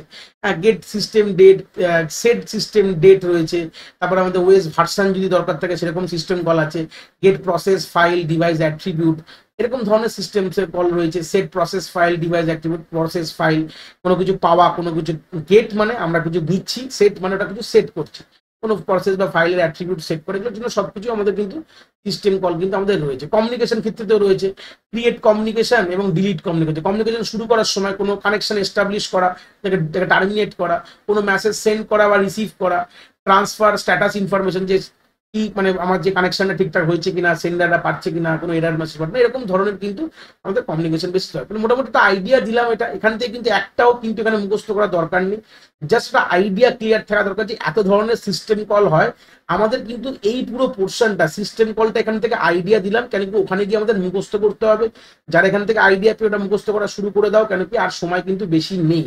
তো সেই সূত্রে এটা আমি বলে দিলাম যে এখান থেকে একটা আইডিয়া দাও, এখান থেকে কোনো জিনিস মুখস্থ করতে হবে না, এখানে কত রকম হতে পারে তার একটা আইডিয়া। এবার ইন্ডিভিজুয়াল যেটা আমাদের সিলেবাসে রয়েছে যে লিনাক্সের সিস্টেম কলগুলোকে মুখস্থ করতে হবে, তো ওখানে আমি পুরো দিয়ে দিয়েছি মোটামুটি 100খানা, 100 থেকে 150খানা মতন সিস্টেম কল আমি দিয়েছি মোটামুটি, আমি আইডিয়া বলছি ওগুলো কিন্তু এটা মুখস্থ করে নিতে হবে, কিছু করার নেই। তো এই গেল আমাদের মোটামুটি সিস্টেম কলের গল্প শেষ করলাম। এবার চলে আসলাম মোডের ব্যাপারে, চলে আসলাম কি কি মোডের গল্প আসছে। দু রকম মোডের কথা বলেছি, একটা ইউজার মোড, একটা কার্নাল মোড, এতক্ষণ ধরে বলছিলাম। তো ইউজার মোড কার্নাল মোড কখন হয় সেটাও একটা বুঝলাম, যে সিস্টেম কল যখনই হয় তখনই কিন্তু ইউজার মোড থেকে কার্নাল মোডে আমাদের কন্টেন্ট সুইচ করা, মানে আমাদের কার্সার বলতে পারবো বা কন্ট্রোল সুইচ করা। তাহলে ইউজার মোড মানে কি, যেটা নর্মাল প্রোগ্রাম যখন চলে তখন ইউজার মোড, যেমন কোনো গেম খেলছি, ব্রাউজ করছি, অ্যাপ দেখছি, যখনই কার্নেল লোড মানে যেটা ওএস কে করতে হয়, মানে সেই কাজটা নর্মালি করা যাবে না, ওএসই করতে পারবে, এরকম ধরনের যখন কাজ যখন চলে আসে, যখন আমাদের আলটিমেটলি যখন হার্ডওয়্যারকে অ্যাক্সেস করতে হয়, তখনই আমাদের কার্নেল মোডের গল্প চলে আসে। তো যখন গল্প আসে, যখন সিস্টেম যখন আমাদের এটা ইয়ে করে যে কোন মোডে কখন কিভাবে যাবে, তো আমাদের জিরো, আমাদের একটা এরকম মোড বিট বলে একটা রয়েছে, সেই মোড দিয়ে আমরা ডিনোট করে সিস্টেমটা কোন মোডে রয়েছে। জিরোকে বলা হয় কার্নাল মোড, ওয়ানকে বলা হয় ইউজার মোড। এই হচ্ছে বেসিক আইডিয়া। জিরোকে আমরা কার্নাল মোড বলি আর ওয়ানকে আমরা বলি হচ্ছে ইউজার মোড। যখনই কোনো প্রোগ্রাম রান করা শুরু করে সেটা কিন্তু ইউজার মোডে থাকে, এখান থেকে ক্লিয়ার করে নাও। যখনই কোনো প্রোগ্রাম রান করা শুরু করে তখন ইউজার মোডে থাকে। যখনই কোনো প্রোগ্রাম অপারেটিং সিস্টেমের কোনো জব এক্সিকিউট করতে হবে যেটা ও পারবে না, তখন ধরে নাও একটা এক্সাম্পল হলো রিড আ ফাইল, মানে ফাইলটাকে রিড করার কথা বলছে, তখন সেটা সিস্টেম কল করবে, করার পর সেই সিস্টেমটা কিন্তু কার্নাল মোডে চলে। দেখো প্রথমে ইউজার এক্সিকিউটিং করছিল, যেই সিস্টেম কল করলো তার মানে কিন্তু একটা ট্র্যাপ জেনারেট করে, আমরা ট্র্যাপ মানে একটা ইন্টারাপ্ট জেনারেট করে আমরা সিস্টেম কল দিয়ে আমরা কার্নাল মোডে চলে গেলাম। এবার কার্নাল মোডে গিয়ে কার্নাল সেই কাজটা শেষ করবে, হার্ডওয়্যারের সাথে কথা বলে, হার্ডওয়্যার মানে ডিভাইস ড্রাইভের সঙ্গে কথা বলে, অ্যাকচুয়ালি হার্ডওয়্যারের সঙ্গে ডাইরেক্টলি কথা বলতে পারে না, সেটাও কিন্তু একটা software. Karnal is also one kind of code, line of code বলতে পারি। তো সেটা সফটওয়্যার, সেটা স্যার ডিভাইস ড্রাইভের সঙ্গে কথা বলবে, ইন্টার প্রসেস কমিউনিকেশন করবে। এই তার জন্য দেখলাম না ওয়েট সিগন্যাল বলে যে ইন্টার প্রসেস, যেগুলো আইপিসি কমিউনিকেশন বলা হয়, লিনাক্সে গিয়ে আরো ডিটেলসে পড়বে। তো ওখানে গিয়ে কমিউনিকেট করে সেটা আবার ব্যাক টু আবার আমাদের ইউজার মোডে চলে আসে, রিটার্ন করা মানে আমাদের যা কাজ হয়ে গেলে চলে আসবে। এই হচ্ছে বেসিক আমাদের আইডিয়া দেখলাম। এবার আমরা প্রসেসের ব্যাপারে কিছু কথা বলবো, ইনডেপথ কথা, তাহলে জিনিসটা আরো ক্লিয়ার হবে। যেটা প্রোগ্রাম এবং প্রসেসের মধ্যে কি পার্থক্য, এতক্ষণ মোটামুটি অনেক আগের থেকে আমরা এই কথাটা এখানে কথা বলেছি যে প্রসেস প্রোগ্রাম কি জিনিস। যে প্রোগ্রাম মধ্যে কি থাকে, কিছু লিটিল বিট অফ ইনস্ট্রাকশন বলতে পারি, মানে কিছু লাইনস অফ ইনস্ট্রাকশন আমাদের প্রোগ্রামে থাকে। এটা যখন আমাদের নর্মাল আমাদের থাকে ডিক্সে থাকে, এটাকে প্যাসিভ বলা হয়। তাহলে আলটিমেটলি মানে কি, এটা আইডিয়ালি ডিক্সের মধ্যে, ডিক্স বলতে গেলে আমাদের হার্ড ডিক্সের মধ্যে আমাদের ডট ইএক্সি বা ডট আউট ফরম্যাটে কিন্তু থাকে। এ কিন্তু কোনো কাজ করে না। একটা যখন প্রোগ্রাম তুমি যখন লেখো, যখন সেটা হার্ড ডিস্কে পড়ে, তার কিন্তু কোনো ভ্যালু নেই, আলটিমেটলি ভ্যালুলেস। যখন সেটা চলে, কামিং অ্যাকশন কতটার মানে প্রসেস, তাহলে কি জিনিস, যখন প্রোগ্রামকে রান করানো হয় তখন সেটা কি হয়ে যায়, প্রসেস হয়ে যায়। যখনই সেটা প্রসেস যেটাকে অ্যাক্টিভ হয়ে যায়, তখন থেকে কি কি রিসোর্স লাগে, সিপিইউ লাগে, মেন মেমোরি লাগে, রেজিস্টার লাগে, সিস্টেম বাস লাগে। একটা প্রসেসকে চলতে গেলে এই রিসোর্স দরকার পড়ে। তাহলে গল্পটা এখান থেকে আরো জিনিসটা ক্লিয়ার হয়ে গেল যে প্রোগ্রাম যেটা আমাদের যেটা বানিয়েছি, ধরুন লিখেছি ডট সি বলে একটা প্রোগ্রাম লিখেছি, আমাদের সি ড্রাইভে বা ডি ড্রাইভে রয়েছে, পড়ে রয়েছে, কোনো অসুবিধা নেই, সে কিন্তু ভাগ মার চাইছে না। যখন এটাকে চালাবো তখনই কিন্তু আলটিমেটলি এটা প্রসেস হবে, এবং এটাকে এক্সিকিউট করার জন্য কিছু রিসোর্সও লাগবে, যেরকম সিপিইউ লাগবে, অবভিয়াস সিপিইউ ছাড়া কোনো কিছু হবে না, মেন মেমোরি র্যামে যেতে হবে, রেজিস্টার লাগবে, সিপিইউ রেজিস্টার্স লাগছে, বাস লাগছে, মানে আমাদের ডেটা বাস, অলরেডি এগুলো আর্কিটেকচার আরো ডিটেলসে দেখবো আমরা, অ্যাড্রেস বাস, বাস, কন্ট্রোল বাস লাগছে, এই বাস ছাড়া হবে না। তাহলে how does a program become a process, বড় একটা ইম্পর্টেন্ট কথা, যে প্রোগ্রাম কখন একটা প্রসেস হয়, যেটা এক্সিকিউটেবল ফাইল যখন লোড করানো হয় মেন মেমোরিতে, আর যখন যে তার যখন পিসিবি তৈরি হয় তাকে ম্যানেজ করার জন্য, তখন সেটা প্রসেস হয়। কিন্তু যখন লোড করলাম মেন মেমোরিতে, তারপর এটা পিসিবি তৈরি হয়, পিসিবি পরে কি জিনিস আমরা দেখবো, প্রসেস কন্ট্রোল ব্লক বলা হয়। এটা যখন তৈরি হয় তার মানে তার পুষ্টি, জন্মালেই তাকে কিন্তু হলো না, তার পুষ্টি তৈরি হলো, তখন তাকে গিয়ে কিন্তু আমরা প্রসেস বলে তাকে কিন্তু চিনি। এই হচ্ছে বেসিক আইডিয়া। তো কিছু জিনিস এখান থেকে আরো ইনডেপথ কথা বলবো, যেখানে হচ্ছে দুটো প্রসেস, ধরো সেম প্রোগ্রামে, যেরকম এক্সাম্পল বলে আমি গুগল ক্রোমটি দুবার খুলেছি, একটাই গুগল ক্রোম হচ্ছে একটা সেম একটা ওয়ান কাইন্ড অফ প্রোগ্রাম, ধরে নাও দুবার চালিয়েছি তাহলে দুটো প্রসেস জেনারেট হয়েছে, তাদের কিন্তু সব সেপারেট হবে। হ্যাঁ, তো they are treated as a separate process, তারা এক হয় না। যেরকম এক্সাম্পল বললাম, open a Google browser multiple time, like Google Chrome fox হতে পারে, মাল্টিপল উইন্ডোজ বা ট্যাবে তুমি চালিয়েছো, তারা কিন্তু সেম প্রোগ্রাম বাট তারা কিন্তু ইন্ডিপেন্ডেন্টলি অ্যাক্ট করছে। তাদের কি কি ডিফারেন্ট থাকবে, তাদের তো কোডটা সেম হচ্ছে, টেক্সট সেকশনটা, তাদের ডেটা হিপ স্ট্যাক এগুলো এইসব মেমোরিগুলো আমরা একটা যখন প্রোগ্রাম চলে এদের দরকার পড়ে তাদের চলতে গেলে, ডেটা আমি পরে দেখবো আরো, ডেটা হিপ স্ট্যাক এগুলো কিন্তু সবার কিন্তু আলাদা হয়। প্রত্যেকটা প্রসেসে তার তার নিজস্ব ডেটা এবং তার নিজস্ব মেমোরি এবং তাদের নিজস্ব কিন্তু কাজ কিন্তু আলাদা আলাদা থাকে। ঠিক আছে, এই হচ্ছে বেসিক আইডিয়াটা। এবার যেটা বললাম যে একটা যখন প্রসেস চলে, তার when a process run, a program run as a process, it use different part of the memory। প্রত্যেকটা সে অনেকগুলো মানে মেমোরির বিভিন্ন পার্ট কিন্তু ব্যবহার করছে। যেরকম ফার্স্ট এটাকে বলা হয় টেক্সট এরিয়া বলছে, দ্বিতীয় স্ট্যাক, তারপর ডেটা সেকশন, তারপর হচ্ছে হিপ। এখান থেকে আমাদের ইম্পর্টেন্ট কি কোন কোন এরিয়াতে কোন কোন জিনিস স্টোর করা হয় সেটা কিন্তু আমাদের জানতে হবে, এটাই ইম্পর্টেন্ট। এগুলো কিন্তু সবই কোথায় রয়েছে, এগুলো সবই কিন্তু আমাদের র্যামের মধ্যে রয়েছে, ইম্পর্টেন্ট থাকতে হবে। ঠিক আছে, তো সেই জন্য আমাদের টেক্সট এরিয়াতে কি আছে, অলসো কল প্রোগ্রাম কোড। এই রিজিয়নে টেক্সট এরিয়া যে রিজিয়নটা রয়েছে, এখানে আমাদের প্রোগ্রামের সে কোডটা এসে বসে। হ্যাঁ, যেখানে অ্যাকচুয়াল ইনস্ট্রাকশন যেটা সিপিইউ চালায়, আর এটা অনলি কিন্তু রিড অনলি পার্ট, মানে চেঞ্জ করা যায় না। স্ট্যাক এরিয়াতে কি থাকে, কোনো টেম্পোরারি ডেটা, যেরকম ধরুন function parameter, returning address, local variable, হ্যাঁ, যেটা গ্রো এবং sink as a function are call done এটা। এই যে স্ট্যাক এরিয়াটা, এটা মোটামুটি এর মধ্যে কি থাকা, কোনো ফাংশনের প্যারামিটার পাঠাচ্ছি, কোনো রিটার্নিং অ্যাড্রেস বা কোনো লোকাল ভেরিয়েবল যে আমাদের ফাংশনের মধ্যে থাকে, এগুলোর যে মেমোরি অ্যালোকেশনগুলো স্ট্যাক এরিয়াতে হয়। এটা মোটামুটি যেরকম ভাবে যতগুলো ফাংশন থাকবে সেই হিসাবে বাড়বে বা কমবে, সেগমেন্টটা বড় ছোট হতে পারে। ডেটা সেগমেন্টে কি থাকে, খুব ইম্পর্টেন্ট, আমাদের গ্লোবাল এবং স্ট্যাটিক ভেরিয়েবল গুলো কিন্তু আমরা ডেটা সেগমেন্টে রাখি। খুব ইম্পর্টেন্ট কথা এটা, যেটা থ্রু আউট দ্য প্রসেসের জন্য কিন্তু একই থাকবে। তাহলে এই মেমোরির ম্যাপিংটা কিন্তু খুব ইম্পর্টেন্ট, খুব বারবার বলছি, প্রশ্ন এখান থেকে আসার কিন্তু খুব মানে ইম্পর্টেন্ট জায়গা রয়েছে এখান থেকে। যেটা ওয়েস পার্টটা এতটা যেহেতু লিবারেল পার্ট, সেখান থেকে প্রশ্ন যেখান থেকে আসতে পারে, এক হচ্ছে আমাদের টাইপস অফ ওয়েস, আর এই কিছু পোর্শনস গুলো আছে যেখান থেকে প্রশ্ন আসার চান্স কিন্তু খুব ইম্পর্টেন্ট। তো সেই সূত্রে দাঁড়িয়ে তাহলে আলটিমেটলি বুঝতে পারলাম যে এটা যখন আমাদের এই গ্লোবাল এবং স্ট্যাটিক ভ্যারিয়েবল থাকবে, যখন যেটা through out the process same থাকে, সেটা আমাদের ডেটা সেকশনে থাকে। Data is available the entire time the process, যত পর্যন্ত প্রসেসের লাইফ টাইম শেষ না হয়, মানে তার এক্সিকিউশন কমপ্লিট না হয়, তত পর্যন্ত কিন্তু এই জিনিসটা কিন্তু আমাদের এই সেগমেন্টে থাকে। হিপ মানে কি, হিপ হচ্ছে ডাইনামিক মেমোরি অ্যালোকেশন, সবসময় বলি object allocation, run time allocation, এই যেরকম ধরনের ক্যালক ম্যালক দিয়ে যে অ্যালোকেশন গুলো করি, যে রয়েছে ইউজিং ক্যালক ম্যালক, যখন এরকম গল্প যখন থাকে, যখনই আমাদের রান টাইম অ্যালোকেশন, তখন সবসময় হিপ এরিয়াতে হয়। তাহলে র্যামকে আমরা এই কটা ভাগে ভাগ করেছি, তাহলে প্রথম কথা হচ্ছে স্ট্যাক, হিপ, ডেটা আর টেক্সটটা মাথায় রাখতে হবে। Memory is divided into 3-4 categories, একটা stack area, heap area, data এবং স্টেক এরিয়া। এই হচ্ছে বেসিক আইডিয়া।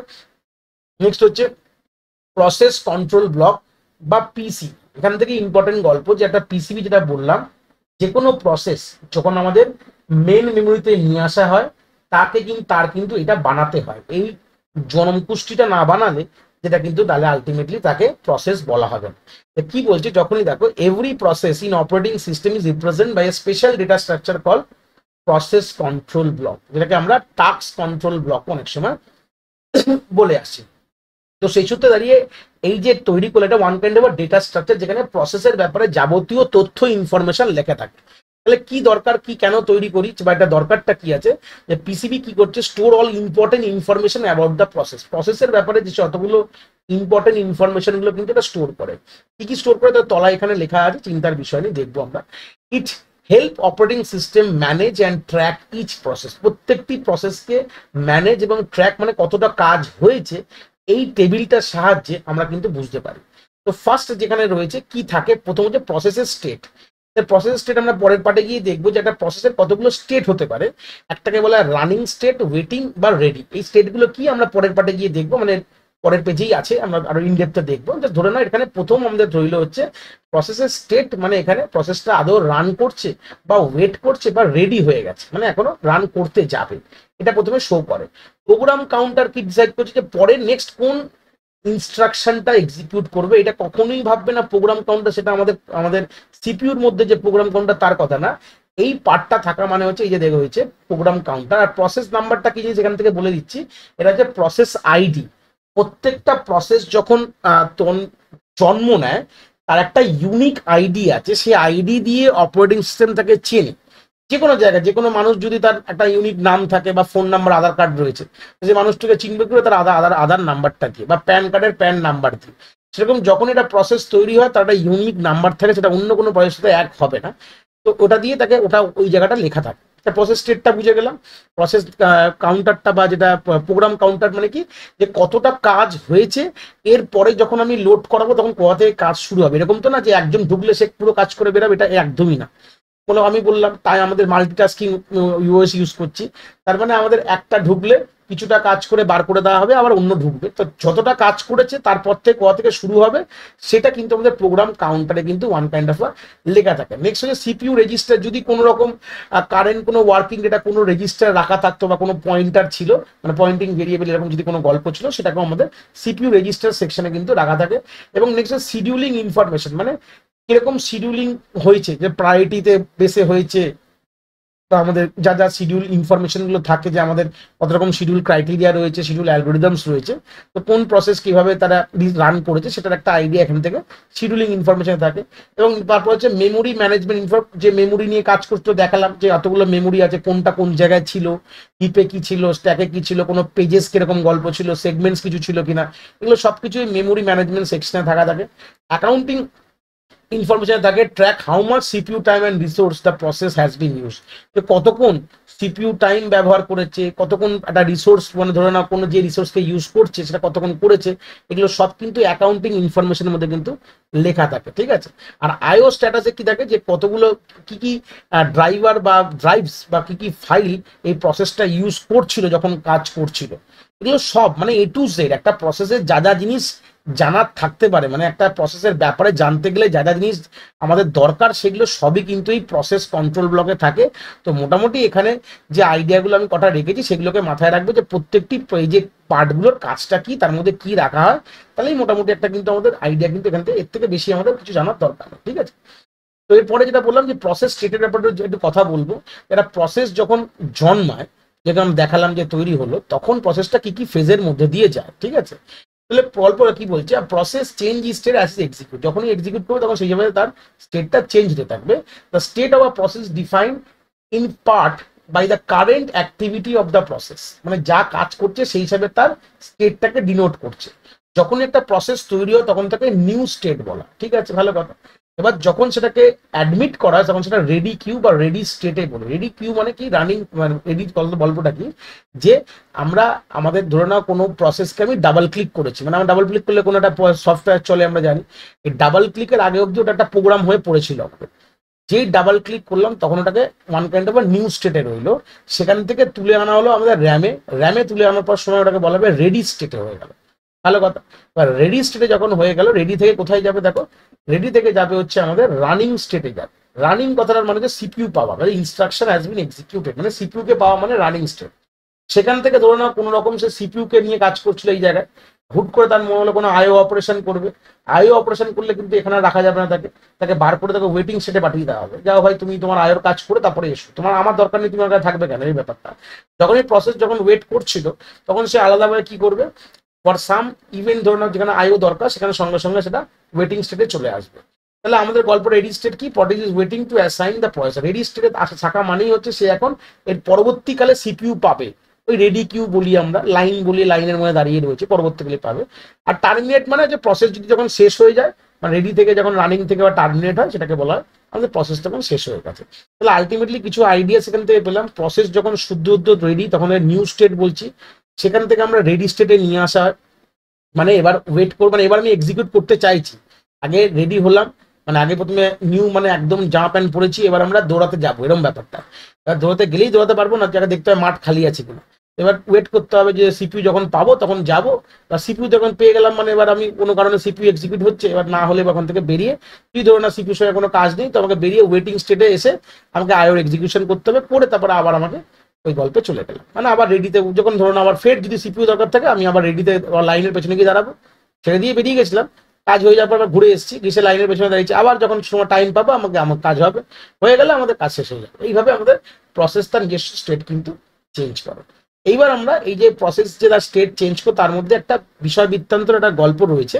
এই কাজগুলো হচ্ছিল কিভাবে, এই যে কথাটা বলেছিলাম যে এই রেডিতে আসছে, রেডি থেকে আমাদের রানিং আসছে, রানিং থেকে আমাদের ধরে নাও ওয়েটিং এ আসছে, টার্মিনেট করছে, এই যে জিনিসগুলো যে বললাম এগুলো তো আর আপনি আপনি হচ্ছে না, এটা তো আর ম্যাজিক হচ্ছে না, নিশ্চয়ই এর মধ্যে কোনো ব্যক্তিত্বর জায়গা রয়েছে যারা এই কাজটা করছে। কি বলছে, as a process run it move from different queue like ready, waiting etcetera. এই যে বললাম এখানে এক একটা কিউতে যাচ্ছে। The operating system use scheduler to pick which process to run next. তো অপারেটিং সিস্টেম কি করবে, একটা তাদের এই যে শিডিউলারকে ইউজ করবে, কোন প্রসেসটা যে পরবর্তীকালে যে রান করবে সেটা ডিসিশনটা কে নেয়, আমাদের শিডিউলার্স নেয়। আমাদের তিন ধরনের শিডিউলার্স আছে, একটাকে বলা হয় লং টার্ম শিডিউলার, যাকে স্পুলারও বলা হয়, একটা বলা হয় যে মিড টার্ম শিডিউলার, একটা হচ্ছে শর্ট টার্ম বা সিপিইউ শিডিউলার বলা হয়। তো এখানে তিনটে শিডিউলারের ব্যাপারে কিন্তু ভালো করে প্রশ্ন ভালো করে জানতে হবে, কারণ মাদ্রাসায় 2023 সালে কিন্তু এখান থেকে অনেক প্রশ্ন দিয়েছিল।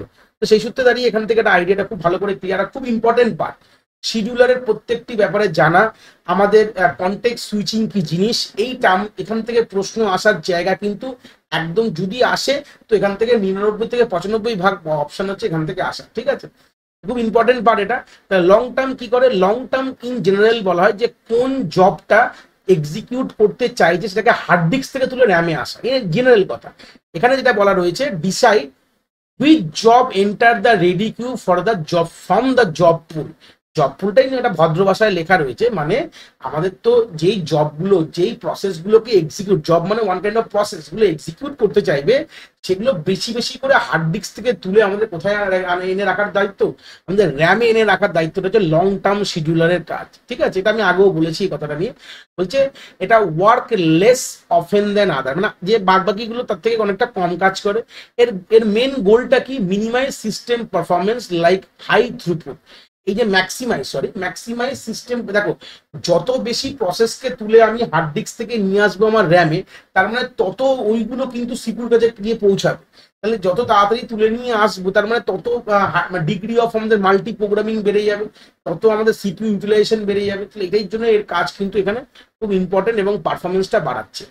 মিড টার্মে কি হচ্ছে, swap process in and out of memory, memory থেকে যে প্রসেসটা ইন এবং আউট, মানে কোনটা মেমোরিতে আসবে এবং কোনটা মেমোরি থেকে বেরাবে, এই পুরো কাজটা হচ্ছে আমাদের মিড টার্ম শিডিউলারের কাজ। দেখো, help manage memory and control the number of process in memory বা ডিগ্রি অফ মাল্টি প্রোগ্রামিং। তাহলে আমাদের কোন প্রসেসটা, এই যে আমরা পরবর্তীকালে গিয়ে পড়বো সোয়াপ ইন সোয়াপ আউট, পুরোটা কনসেপ্ট হয় ভার্চুয়াল মেমোরিতে, যে র্যামে কোনটা রয়েছে, কোনটা বেরিয়ে যাবে, কোনটা আসবে, এই যে পুরো ডিসিশনটা আমাদের কে নিচ্ছে, আমাদের মিড টার্ম শিডিউলার।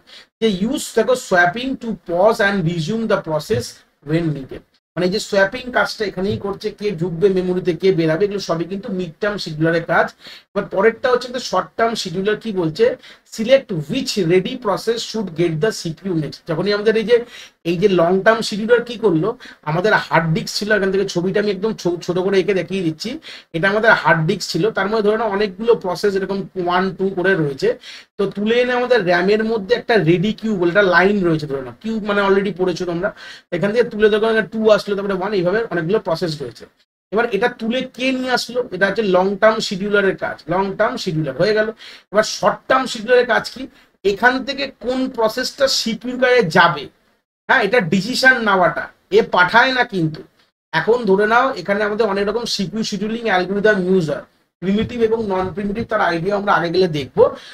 তো সেই অ্যালগরিদমের সাহায্য নিয়ে আমাদের কোনো একটি প্রসেস সিপিইউ কে পাঠাবো, যে ডিসিশনটা নিল কে, আমাদের শর্ট টার্ম শিডিউলার বা সিপিইউ শিডিউলারও বলা। এ কিন্তু দেয়নি, কিন্তু এখনো কিন্তু যায়নি, ডিসিশন না হয়েছে কে যাবে নেক্সট, ঠিক আছে।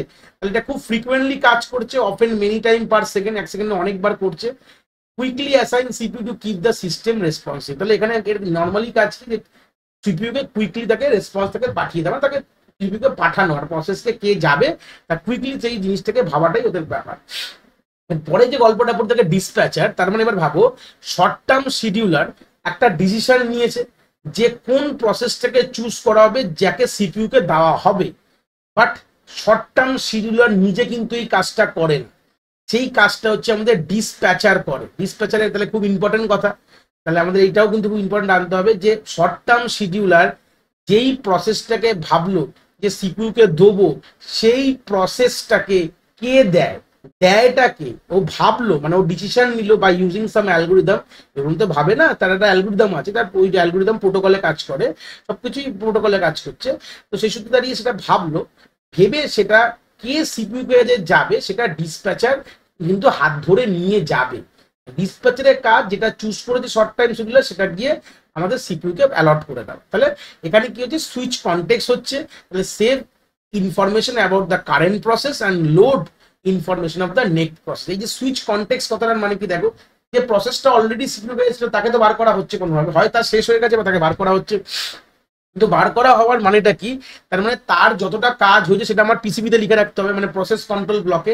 এবং যার নতুন যে প্রসেসটাকে আমি সিপিইউ পাচ্ছে তার পুরো জিনিসটাকে আবার লোড করাতে হবে, মানে সেখান থেকে তো কাজটা শুরু হবে না। এই পুরো দায়িত্বটা কিন্তু ডিসপ্যাচারের থাকে।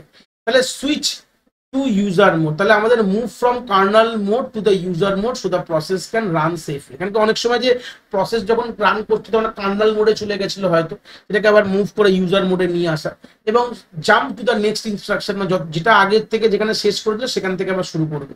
এবার গল্পটা হচ্ছে, এটা বড় প্রশ্ন আসে এখান থেকে, এই লাইনটা থেকে প্রশ্ন আসা খুব ইম্পর্টেন্ট জায়গা। কাকে বলে ডিসপ্যাচ ল্যাটেন্সি?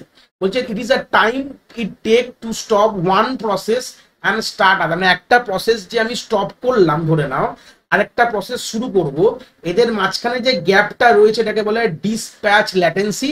এটা আমাদের চেষ্টা করা হয় যতটা কম হবে, হ্যাঁ যতটা কম হবে ততটাই ভালো। তাহলে যতটা ফাস্ট আমাদের করতে হবে, যতটা ডিসপ্যাচ ল্যাটেন্সি যত বেশি হবে তার মানে স্লো হচ্ছে, মানে আমাদের সিপিইউ ফালতু বসে রয়েছে, এরকম করা যাবে না। যতটা ডিসপ্যাচ ল্যাটেন্সি কম হবে তত ভালো, এইভাবে আমরা এটাকে বলতে পারি, ঠিক আছে। তো নেক্সট পর্যায়ে আমরা একটা কথা বুঝবো যেটাকে বলা হয় সিপিইউ বাউন্ড এবং আইও বাউন্ড কথাটার মানে কি। এবার গল্পটা কি ধরে নাও, সিপিইউ বাস্ট কথাটা এখান থেকে আমরা দুটো জিনিস বুঝবো। when a process run is keep switching between CPU burst and IO burst। যখনই কোনো প্রসেস যখনই মানে চলা শুরু করে সেই দুটোর মধ্যে কিন্তু সুইচিং করা শুরু করে দেয়। সুইচিং মানে একবার সিপিইউ বাস্টে যায়, একবার আইও বাস্টে যায়। কথাটার উচ্চারণের মানে কি, বলছে সিপিইউ বাস্ট মানে when it does computation। CPU কি কাজ করে, সিপিইউ মধ্যে কি আছে, এলইউজ আছে, হ্যাঁ অ্যারিথমেটিক লজিক ইউনিট, একটাই যেখানে সবকিছু আমরা কম্পিউটেশন করি, যোগ বিয়োগ গুণ ভাগ করতে পারি, লজিক্যাল অপারেশন করতে পারি। যখনই কম্পিউটেশনের কাজ থাকে তখন কিন্তু এটা সিপিইউ সঙ্গে কথা হয়, সিপিইউ সেই কাজটা করে, তাহলে সেই সময়টাকে বলা হয় সিপিইউ বাস্ট বলতে পারি, ঠিক আছে। আইও বাস্ট মানে কি, এটা wait for or perform input output like read from a disk, write from a disk, এরকম কিছু যদি কোনো আইও অপারেশন থাকে সেটাকে বলা হয় আইও বাস্ট বলে কিন্তু জানি, যেখানে আমাদের ওয়েটিং স্টেটে গিয়ে কাজটা হয়। তাহলে দুটো রকম কাজ হতে পারে যখন এটা প্রসেস এক্সিকিউট করছে, হয় সিপিইউর সাথে কোনো কাজ হবে, কিছু হয়েছে যে আইওর সাথে কোনো কাজ হবে। দু রকমই কাজ হতে পারে, এর থেকে আর বেশি কোনো, এর থেকে বড় কোনো কাজ হয় না। যে কোনো প্রসেস, যে কোনো যখন সফটওয়্যার যখন চলছে তখন তার গল্প এরকমই হবে, হয় সিপিইউ নয় আইও। তাহলে এখানে গল্পটা কি হয়, প্রসেস তাহলে এইভাবে যায়, হয়তো সিপিইউ আইও সিপিইউ আইও এইভাবে চলতে থাকে যতক্ষণ তো শেষ না হয়। এবার বলতে type of process, IO bound process এবং CPU bound process. IO bound মানে যে ম্যাক্সিমাম টাইম ইনপুট আউটপুটেরই কাজ করছে, যেখানে কম্পিউটেশন কাম অনেকটা কম, মানে কম্পিউটেশনের কাজ অনেকটা কম, সেরকম যদি গল্প হয় তখন তাকে বলা হয় আইও বাউন্ড প্রসেস, যেখানে আইওর কাজ বেশি রয়েছে। সেরকম সিপিইউ বাউন্ড প্রসেস কিরকম, যেখানে সিপিইউর সাথেই ম্যাক্সিমাম কাজ রয়েছে, যেমন ক্যালকুলেটার, ক্যালকুলেটার কাজ ম্যাক্সিমাম ক্যালকুলেশন করে, যখন আমি ক্যালকুলেটার খুলবো তখন শুধু সবই কাজ কিন্তু সিপিইউ করবে, এখানে আইওর সাথে কাজ অনেকটা কম। তো আমাদের বলা হয় কি, এমন ভাবে আমাদের ডিজাইন করতে হয় যেখানে আমাদের সিপিইউ এবং আইও বাউন্ড প্রসেসের একটা গুড মিক্সচার থাকে। এক নালে কি হবে, যদি আইও বাউন্ড প্রসেস তাহলে সিপিইউ তাহলে আইডেল হয়ে যাবে, আর যদি সবই যদি সিপিইউ বাউন্ড হয় তাহলে আমাদের আইও যে ডিভাইসগুলো আইডেল হয়ে যাবে। তাহলে এই দুটো জিনিসই করা দরকার না, সব জিনিসটাকে আমাদের ব্যালেন্স করে চলা দরকার। তাহলে গুড মিক্সচার থাকা দরকার এই দুটোর মধ্যে, এটাই বলা হয় দুটোর গল্প, সিপিইউ এবং আইও বাউন্ডের প্রসেস। নেক্সট যেটা রয়েছে আমাদের কনটেক্সট সুইচিং এর গল্প চলে আসলো। কনটেক্সট সুইচিং জিনিসটা যেটা অলরেডি বললাম, যে একটা প্রসেস থেকে যখন আরেকটা প্রসেস যখন সিপিইউর কাছে পাঠানো হয়, মানে এটা চলছিল সেটাকে বন্ধ করে আরেকটা জিনিস দেওয়া হয়, এই পুরো স্টোরিটাকে বলা হয় কনটেক্সট সুইচিং। এখান থেকে প্রশ্ন 2016 সালেই এসছে, when the CPU switch from running one process to another তাকে বলা হয় কনটেক্সট সুইচিং। একটা প্রসেস থেকে যখন আরেকটা প্রসেস যখন সুইচ করে তখন তাকে বলা হয় কনটেক্সট সুইচিং। হ্যাঁ, হোয়াট হ্যাপেন ডিউরিং কনটেক্সট, কি হয় অ্যাকচুয়ালি, তার কাজটা কি হচ্ছে। দেখো ওএস কি করে, save the current process like register program counter in the PCB, মানে পিসিবি তাকে যেই প্রসেসটা চলছিল তার সব যাবতীয় জিনিস পিসিবিতে তুলে রাখলো, ভালো কথা, যাতে যতটা কাজ হয়েছিল কি বৃত্তান্ত যা যা লাস্ট স্ট্যাটাসটা আমি সেভ করে রেখেছি। And it load the state of the next process from the CPU, মানে নেক্সট যে প্রসেসটা যেটা আমাদের যে এখন যাবে, যে লং টার্ম আমাদের শর্ট টার্ম শিডিউলার যে ডিসিশনটা নিয়ে ফেলেছে একে পরবর্তীকালে পাঠাবো, তার পুরো জিনিসটাকে আবার লোড করা। তাহলে কনটেক্সট সুইচিং এর মধ্যে আলটিমেটলি দুটো কাজ হলো। তাহলে প্রিভিয়াস যে জিনিসটা কনটেক্সট সুইচিংটা প্রসেসের নাম, কিন্তু এই পুরো জিনিসটাকে কনটেক্সট সুইচিং করে কে আমাদের কিন্তু ডিসপ্যাচার করে, খুব ইম্পর্টেন্ট। কনটেক্সট সুইচিং বলে কোনো ভদ্রলোক নেই হয়েছে, ঠিক আছে, এটার পুরো প্রসেসটাকে বলা হয় কনটেক্সট সুইচিং, করে কে ডিসপ্যাচার করে। এই কনসেপ্টগুলোকে ক্লিয়ার রাখতে হবে, কে করছে এটা, আর এই পুরো জিনিসটাকে বলে কি, বলে হচ্ছে কনটেক্সট সুইচিং, আর করে সবই ডিসপ্যাচার। লোড করানো, লোড করার সময় তার পিসিবি আপডেট করা, আবার নতুন প্রসেসকে সিপিইউ কে দেওয়া, তার যে যতটা কাজ হতো সেখান থেকে সিপিইউ কে বলে দেওয়া যে ভাই এতটা হয়ে গেছে এরপর থেকে করো। এই পুরো জিনিসটা এই পুরো জিনিসটাকে বলা হয় কনটেক্সট সুইচিং, করে হচ্ছে ডিসপ্যাচার। তাহলে new process resume from where it left off, নতুন প্রসেস রিজিউম হবে যেখান থেকে সেটা ছাড়া হয়েছিল। কনটেক্সট সুইচিং টাইম, তাহলে বুঝতেই পারলাম, time take to switch one process to another is called context switching time. একটা প্রসেস থেকে আরেকটা প্রসেস যে সুইচ, তার মাঝখানে এতগুলো কাজ হলো, কিন্তু ওর পিসিবি কে আপডেট করা, এর পিসিবি কে থেকে লোড করা, এই যে পুরো কাজটা, পিসিবি মানে প্রসেস কন্ট্রোল ব্লক, এই পুরোটাকে বলা হয় কনটেক্সট সুইচিং টাইম বলা হয়। It is considered overhead because during this time system not doing any real work. এই যে সময়টা বলেছে না ডিসপ্যাচার্স ল্যাটেন্সি, ডিসপ্যাচ ল্যাটেন্সি বলে একটা গল্প বলেছে, তাহলে এইটুকু ক্লিয়ার হলো যে ডিসপ্যাচ ল্যাটেন্সি আর কনটেক্সট সুইচিং টাইমটা কিন্তু গল্পটা একই জিনিস বলছে, তার টার্মটা আলাদা। ডিসপ্যাচ ল্যাটেন্সিও তাই একটা প্রসেস যে স্টপ হলো, একটা প্রসেস যে স্টার্ট হলো, এর মাঝখানে সময়টার মধ্যে এই কাজগুলোই হয়। তাহলে ডিসপ্যাচ ল্যাটেন্সি আর কনটেক্সট সুইচিং টাইম কিন্তু একই জিনিস। এই সময়টা কোনো কিন্তু আলটিমেটলি এই যে বললাম ডিসপ্যাচ যত কম হয় তত ভালো। তাহলে কি এই দেখো এই সময়টাতে কি হয়, চুপচাপ বসে রয়েছে সিপিইউ, কিছুই তো করছে না, মানে একজন বেরালো একজন ঢুকবে, এই সময়টার মাঝখানে সে তো ফোন ঘাটছে বসে, তাই না? এরকম গল্পটা এইভাবে ভাবো। তো সেই সূত্রটাকে ওইটা সময় নষ্ট যাতে না করা যায় সেটাই বলছে। এই হচ্ছে বেসিক গল্প। এবার আমরা চলে আসলাম সিপিইউ শিডিউলিং এর বেসিক কিছু ক্রাইটেরিয়া। আমাদের নর্মালি সিপিইউ শিডিউলিং আমাদের নেই সিলেবাসে, বাট এখান থেকে এক দুটো টপিক থেকে প্রশ্ন দিয়েছিল 2016-তে, তাই জন্য তার বেসিক ইন্ট্রোডাকশনটা আমরা এখানে রেখেছি। কি বলছে, CPU scheduling means choosing which process from the ready queue will get the CPU next. মানে আমাদের যে রেডি কিউটা বললাম, যেটা আমাদের র্যামের মধ্যে থাকে, সেখান থেকে কোন প্রসেসটা সিপিইউ পাবে, এই গল্পটাকে কি বলা হয়, সিপিইউ শিডিউলিং বলা হয়। এবং সিপিইউ কেন দরকার, এটা many process R waiting to run, অনেক রকম প্রসেস কিন্তু এই রেডি কিউতে বসে রয়েছে, সে কাজ করবে বলে, সিপিইউর গায়ে যাবে বলে, but only one process can use the CPU at a time. যেহেতু আমাদের সিঙ্গেল প্রসেসর গল্প, এখান থেকে একটা প্রসেসই কিন্তু সিপিইউ পাবে, সবাই পেতে পারে না। তাহলে ওয়েস্ট আর ডিসিশন নিতে হবে না কে আমাদের পাবে সিপিইউটা, তার জন্য আমাদের সিপিইউ শিডিউলিং অ্যালগরিদম ব্যবহার করতে হবে। যাকে তাকে তো পাঠিয়ে দিতে পারবে না, তার জন্য নির্দিষ্ট একটা প্রোটোকল রয়েছে, কাকে পাঠাবো কি বৃত্তান্ত। অনেক ধরনের আমাদের হয়। ইন জেনারেলি অ্যালগরিদম দু ঘটনায় ভাগ হয়, মানে দুভাগে ভাগ হতে পারে। একটা হলো প্রিমিটিভ শিডিউলিং অ্যালগরিদম, পিএসএ লিখলাম। একটা হলো নন প্রিমিটিভ শিডিউলিং অ্যালগরিদম, আমরা আগে গেলে দেখবো, যত আমরা যাবো তার আইডিয়া লিখেছি আমি। ভিতরে আমাদের প্রথম বলছে কমন সিপিইউ শিডিউলিং অ্যালগরিদম কারা কারা রয়েছে। ফার্স্ট কাম ফার্স্ট সার্ভ, এফসিএফএস বলা হয়। The process that arrive first will get the CPU first, যে আগে আসবে সে আগে পাবে। শর্টেস্ট জব নেক্সট, যার মানে সিপিইউ ইউজেস টাইম কম, সে এখানে এর পরেই পাবে চান্স। এরকম বলে কতক্ষণ সময় তোমার লাগবে কম, তা তুমি আগে চলে যাও। হ্যাঁ দাদা আমার একটা পেজ জেরক্স করার আছে, একটু করে দিন না, উঠতে এক ব্যাগ খাতা এক বান্ডিল জেরক্স করবে, তা আমারটা ছেড়ে দিন না। এটা হচ্ছে শর্টেস্ট জব ফার্স্ট, এই কনসেপ্টটা। প্রায়োরিটি শিডিউলিং, ভিআইপি মানুষ, ভিআইপি যারা আসবে আগে ঢুকবে, নর্মাল লোকেরা পরে ঢুকবে, এটা হচ্ছে প্রায়োরিটি শিডিউলিং। রাউন্ড রবিন, সবাইকে একটা ইকুয়াল টাইম দাও, সবাইকে একটা ইকুয়াল টাইমে ভাগ করে দাও। এই রাউন্ড রবিন শিডিউলিং থেকে কিন্তু ইন্টারভিউতে প্রশ্ন খুব ভালো রকম দিতে পারে। এটা একটা মানে one kind of situation based question, যেখানে বলা হলো ধরে না 5টা স্টুডেন্ট তোমার কাছে এসছে, সবাই একটা 10টা করে প্রশ্ন নিয়ে এসছে, তুমি কিরকম ভাবে তাকে সলভ করবে?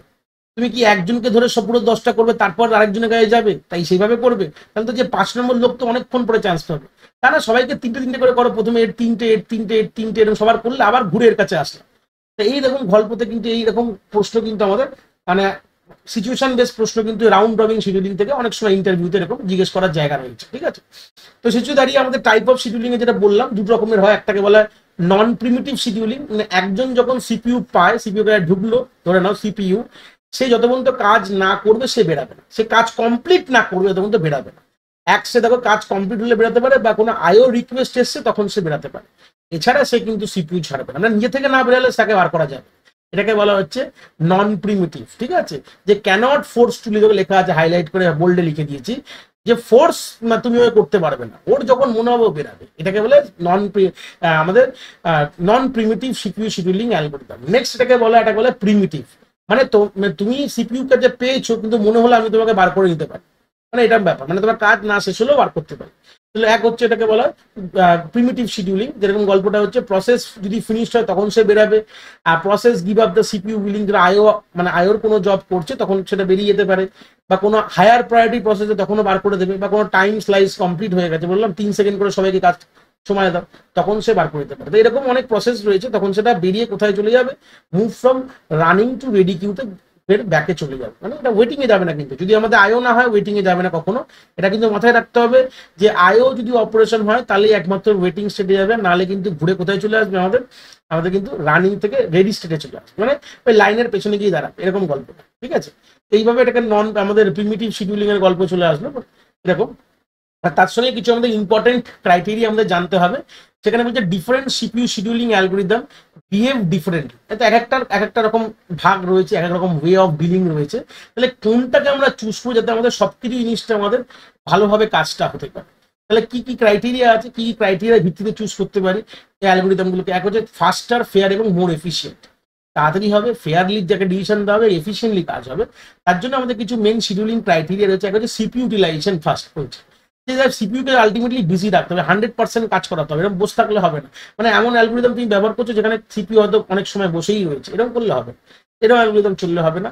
থ্রুপুট কি বলছে? Throughput means how much work the CPU is doing, কতটা সিপিইউ কাজ করছে, যাতে আমাদের আলটিমেটলি কি মাথায় রাখতে হবে, সিপিইউ থ্রুপুটকে বাড়ানো, মানে সিপিইউর কাজ করার টেন্ডেন্সিকে বাড়াতে হবে, ঠিক আছে।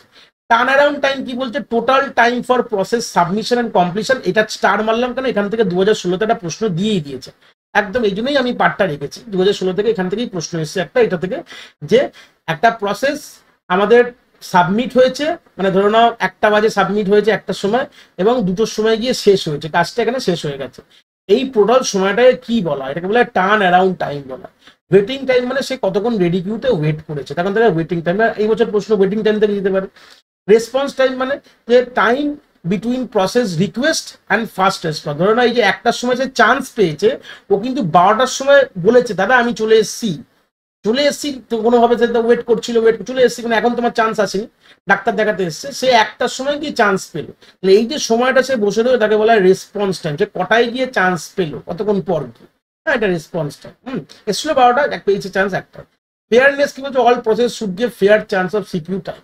একজন পাচ্ছে একজন পাচ্ছেই না কোনোভাবে, এরকম করলে হবে না, সবাই যাতে ইকুয়ালি যেতে পায়, যে রাউন্ড রবিন করে, এটাই জন্য ওটা বেস্ট শিডিউলিং অ্যালগরিদম বলা হয়।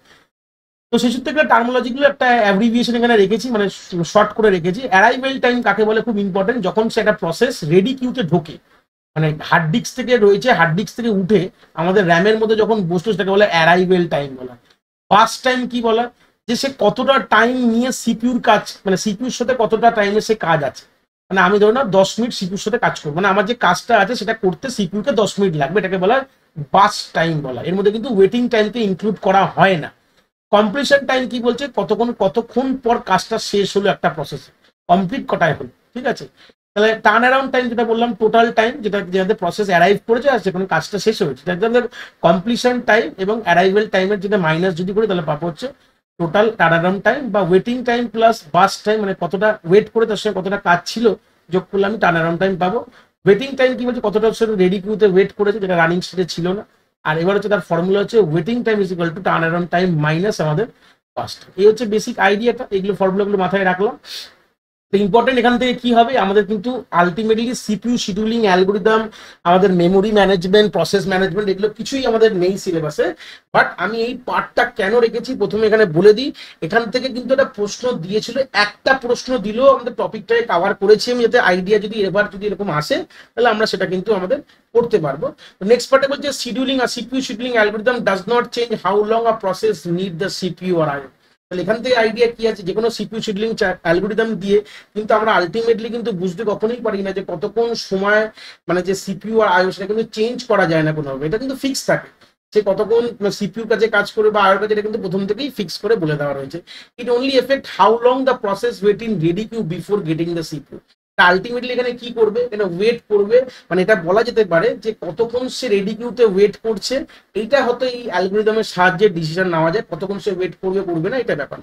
আমাদের গুডস কনসেপ্টটা কি, গোলস অফ শিডিউলিং ক্রাইটেরিয়া কি আছে, maximize CPU utilization, keep CPU busy বলতে পারি, মানে আমাদের সিপিইউ ইউটিলাইজেশনকে আমরা যতটা পারি আমরা বাড়াতে পারি বা সিপিইউকে আমরা অনেকটা ব্যস্ত করে রাখতে পারি, যদি আমরা এটাই আমাদের মেন ক্রাইটেরিয়া হওয়া উচিত, যাতে থ্রুপুটটা আমাদের অনেকটা বেড়ে যায়।